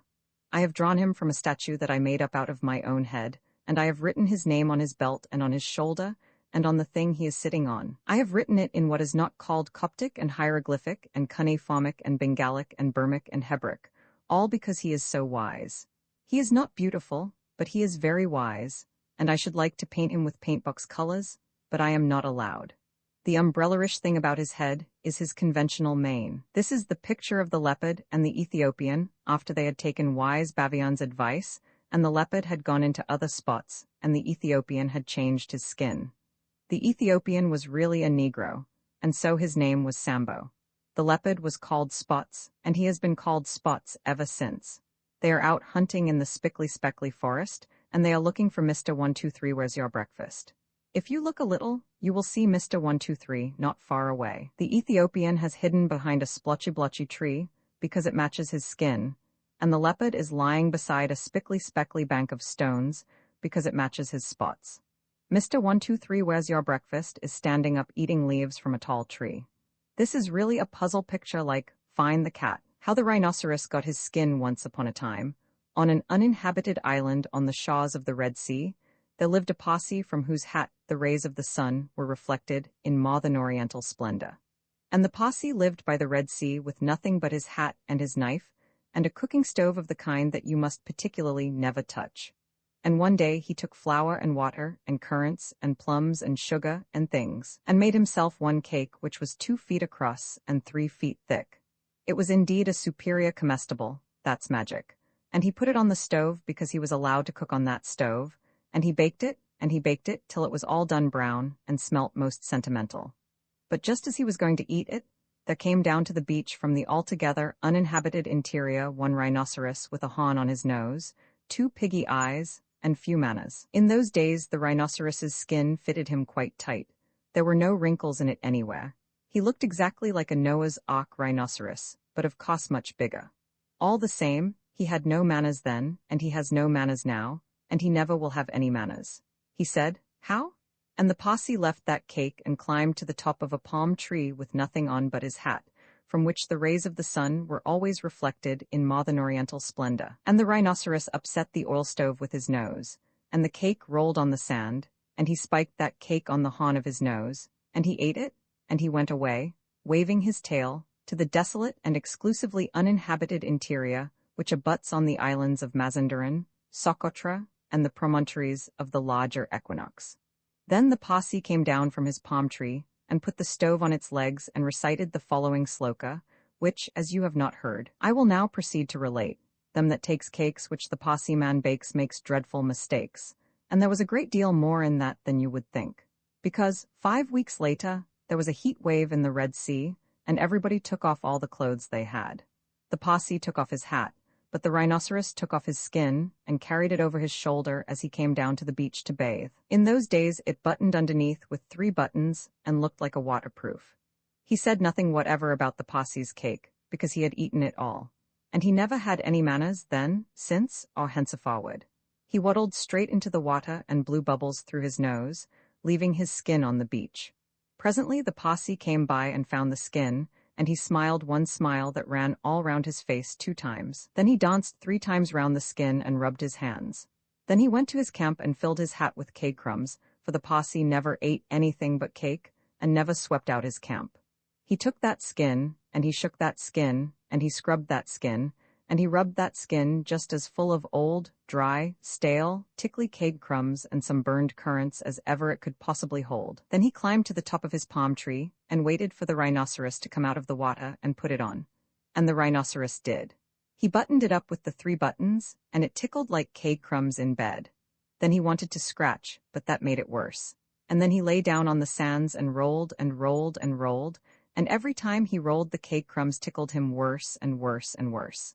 Then he ran to the palm tree, and rubbed and rubbed and rubbed himself against it. He rubbed so much and so hard that he rubbed his skin into a great fold over his shoulders, and another fold underneath, where the buttons used to be, but he rubbed the buttons off, and he rubbed some more folds over his legs. And it spoiled his temper, but it didn't make the least difference to the cake crumbs. They were inside his skin, and they tickled. So he went home, very angry indeed and horribly scratchy. And from that day to this, every rhinoceros has great folds in his skin and a very bad temper, all on account of the cake crumbs inside. But the posse came down from his palm tree, wearing his hat, from which the rays of the sun were reflected in modern oriental splendor, packed up his cooking stove, and went away in the direction of Orotavo, Amygdala, the upland meadows of Anantarivo, and the marshes of Sonoput. This uninhabited island is off Cape Gardafui, by the beaches of Socotra and the pink Arabian Sea, but it's hot, too hot from Suez for the likes of you and me, ever to go in a pee, and call on the cake posse? This is the picture of the posse beginning to eat his cake on the uninhabited island in the Red Sea on a very hot day, and of the rhinoceros coming down from the altogether uninhabited interior, which, as you can truthfully see, is all rocky. The rhinoceros's skin is quite smooth, and the 3 buttons that button it up are underneath, so you can't see them. The squiggly things on the posse's hat are the rays of the sun reflected in modern oriental splendor, because if I had drawn real rays, they would have filled up all the picture. The cake has currants in it, and the wheel thing lying on the sand in front belonged to one of Pharaoh's chariots when he tried to cross the Red Sea. The posse found it and kept it to play with. The posse's name was Pestingi Bomingi, and the rhinoceros was called Strox, because he breathed through his mouth instead of his nose. I wouldn't ask anything about the cooking stove if I were you. This is the posse Pestingi Bomingi sitting in his palm tree and watching the rhinoceros Strox bathing near the beach of the altogether uninhabited island after Strox had taken off his skin. The posse has put the cake crumbs into the skin, and he is smiling to think how they will tickle Strox when Strox puts it on again. The skin is just under the rocks below the palm tree in a cool place. That is why you can't see it. The posse is wearing a new modern oriental splendor hat of the sort that posses wear, and he has a knife in his hand to cut his name on palm trees. The black things on the islands out at sea are bits of ships that got wrecked going down the Red Sea, but all the passengers were saved and went home. The black thing in the water close to the shore is not a wreck at all. It is Strox the rhinoceros bathing without his skin. He was just as black underneath his skin as he was outside. I wouldn't ask anything about the cooking stove if I were you. How the whale got his throat in the sea, once upon a time. Oh, my best beloved, there was a whale, and he ate fishes.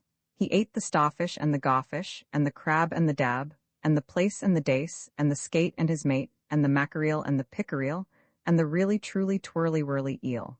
All the fishes he could find in all the sea he ate with his mouth, so, till at last there was only one small fish left in all the sea, and he was a small 'stute fish, and he swam a little behind the whale's right ear, so as to be out of harm's way. Then the whale stood up on his tail and said, "I'm hungry." And the small 'stute fish said in a small 'stute voice, "Noble and generous cetacean, have you ever tasted man?" "No," said the whale. "What is it like?" "Nice," said the small 'stute fish. "Nice but nubbly." "Then fetch me some," said the whale, and he made the sea froth up with his tail. "One at a time is enough," said the 'stute fish. "If you swim to latitude 50 north, longitude 40 west, that is magic, you will find, sitting on a raft in the middle of the sea, with nothing on but a pair of blue canvas breeches, a pair of suspenders, you must not forget the suspenders, best beloved, and a jackknife, one shipwrecked mariner, who, it is only fair to tell you, is a man of infinite resource and sagacity." So the whale swam and swam to latitude 50 north, longitude 40 west, as fast as he could swim, and on a raft, in the middle of the sea, with nothing to wear except a pair of blue canvas breeches, a pair of suspenders, you must particularly remember the suspenders, best beloved, and a jackknife, he found one single, solitary shipwrecked mariner, trailing his toes in the water. He had his mummy's leave to paddle, or else he would never have done it, because he was a man of infinite resource and sagacity. Then the whale opened his mouth back and back and back till it nearly touched his tail, and he swallowed the shipwrecked mariner, and the raft he was sitting on, and his blue canvas breeches, and the suspenders, which you must not forget, and the jackknife. He swallowed them all down into his warm, dark, inside cupboards, and then he smacked his lips, so, and turned round 3 times on his tail. But as soon as the mariner, who was a man of infinite resource and sagacity, found himself truly inside the whale's warm, dark, inside cupboards, he stumped and he jumped and he thumped and he bumped, and he pranced and he danced, and he banged and he clanged, and he hit and he bit, and he leaped and he creeped, and he prowled and he howled, and he hopped and he dropped, and he cried and he sighed, and he crawled and he bawled, and he stepped and he leapt, and he danced hornpipes where he shouldn't, and the whale felt most unhappy indeed. "Have you forgotten the suspenders?" So he said to the 'stute fish, "This man is very nubbly, and besides he is making me hiccup. What shall I do?" "Tell him to come out," said the 'stute fish. So the whale called down his own throat to the shipwrecked mariner, "Come out and behave yourself, I've got the hiccups." "Nay, nay," said the mariner, "not so but far otherwise. Take me to my natal shore and the white cliffs of Albion, and I'll think about it." And he began to dance more than ever. "You had better take him home," said the 'stute fish to the whale. "I ought to have warned you that he is a man of infinite resource and sagacity." So the whale swam and swam and swam, with both flippers and his tail, as hard as he could for the hiccups. And at last he saw the mariner's natal shore and the white cliffs of Albion, and he rushed halfway up the beach, and opened his mouth wide and wide and wide, and said, "Change here for Winchester, Ashuelot, Nashua, Keene, and stations on the Fitchburg Road." And just as he said, "Fitch," the mariner walked out of his mouth. But while the whale had been swimming, the mariner, who was indeed a person of infinite resource and sagacity, had taken his jackknife and cut up the raft into a little square grating all running crisscross, and he had tied it firm with his suspenders. "Now you know why you were not to forget the suspenders." And he dragged that grating good and tight into the whale's throat, and there it stuck. Then he recited the following sloka, which, as you have not heard it, I will now proceed to relate. By means of a grating I have stopped your ating. For the mariner he was also an Hibernian, and he stepped out on the shingle and went home to his mother, who had given him leave to trail his toes in the water, and he married and lived happily ever afterward. So did the whale. But from that day on, the grating in his throat, which he could neither cough up nor swallow down, prevented him eating anything except very, very small fish. And that is the reason why whales nowadays never eat men or boys or little girls. The small 'stute fish went and hid himself in the mud under the dorsals of the equator. He was afraid that the whale might be angry with him. The sailor took the jackknife home. He was wearing the blue canvas breeches when he walked out on the shingle. The suspenders were left behind, you see, to tie the grating with, and that is the end of that tale. When the cabin potholes are dark and green because of the seas outside, when the ship goes whoop, with a wiggle between, and the steward falls into the soup tureen, and the trunks begin to slide, when Nursey lies on the floor in a heap, and Mummy tells you to let her sleep, and you aren't waked or washed or dressed, why, then you will know, if you haven't guessed. You're 50 north and 40 west. This is the picture of the whale swallowing the mariner with his infinite resource and sagacity, and the raft and the jackknife and his suspenders, which you must not forget. The buttony things are the mariner's suspenders, and you can see the knife close by them. He is sitting on the raft, but it has tilted up sideways, so you don't see much of it. The whitey thing by the mariner's left hand is a piece of wood that he was trying to row the raft with when the whale came along. The piece of wood is called the jaws of a gaff. The mariner left it outside when he went in. The whale's name was Smiler, and the mariner was called Mr. Henry Albert Bivens, A.B. The little 'stute fish is hiding under the whale's tummy, or else I would have drawn him. The reason that the sea looks so ooshy-scooshy is because the whale is sucking it all into his mouth so as to suck in Mr. Henry Albert Bivens, and the raft, and the jackknife, and the suspenders. You must never forget the suspenders. Here is the whale looking for the little 'stute fish, who is hiding under the dorsals of the equator. The little 'stute fish's name was Pingle. He is hiding among the roots of the big seaweed that grows in front of the jaws of the equator. I have drawn the jaws of the equator. They are shut. They are always kept shut, because a door ought always to be kept shut. The ropey thing right across is the equator itself, and the things that look like rocks are the two giants Maw and Caw that keep the equator in order. They drew the shadow pictures on the jaws of the equator, and they carved all those twisty fishes under the jaws. The beaky fish are called beaked dolphins, and the other fish with the queer heads are called hammer-headed sharks. The whale never found the little 'stute fish till he got over his temper, and then they became good friends again. In print, this ebook is the product of many hours of hard work by volunteers for Standard ebooks, and builds on the hard work of other literature lovers made possible by the public domain. This particular ebook is based on a transcription from Project Gutenberg and on digital scans from the Hathai Trust Digital Library.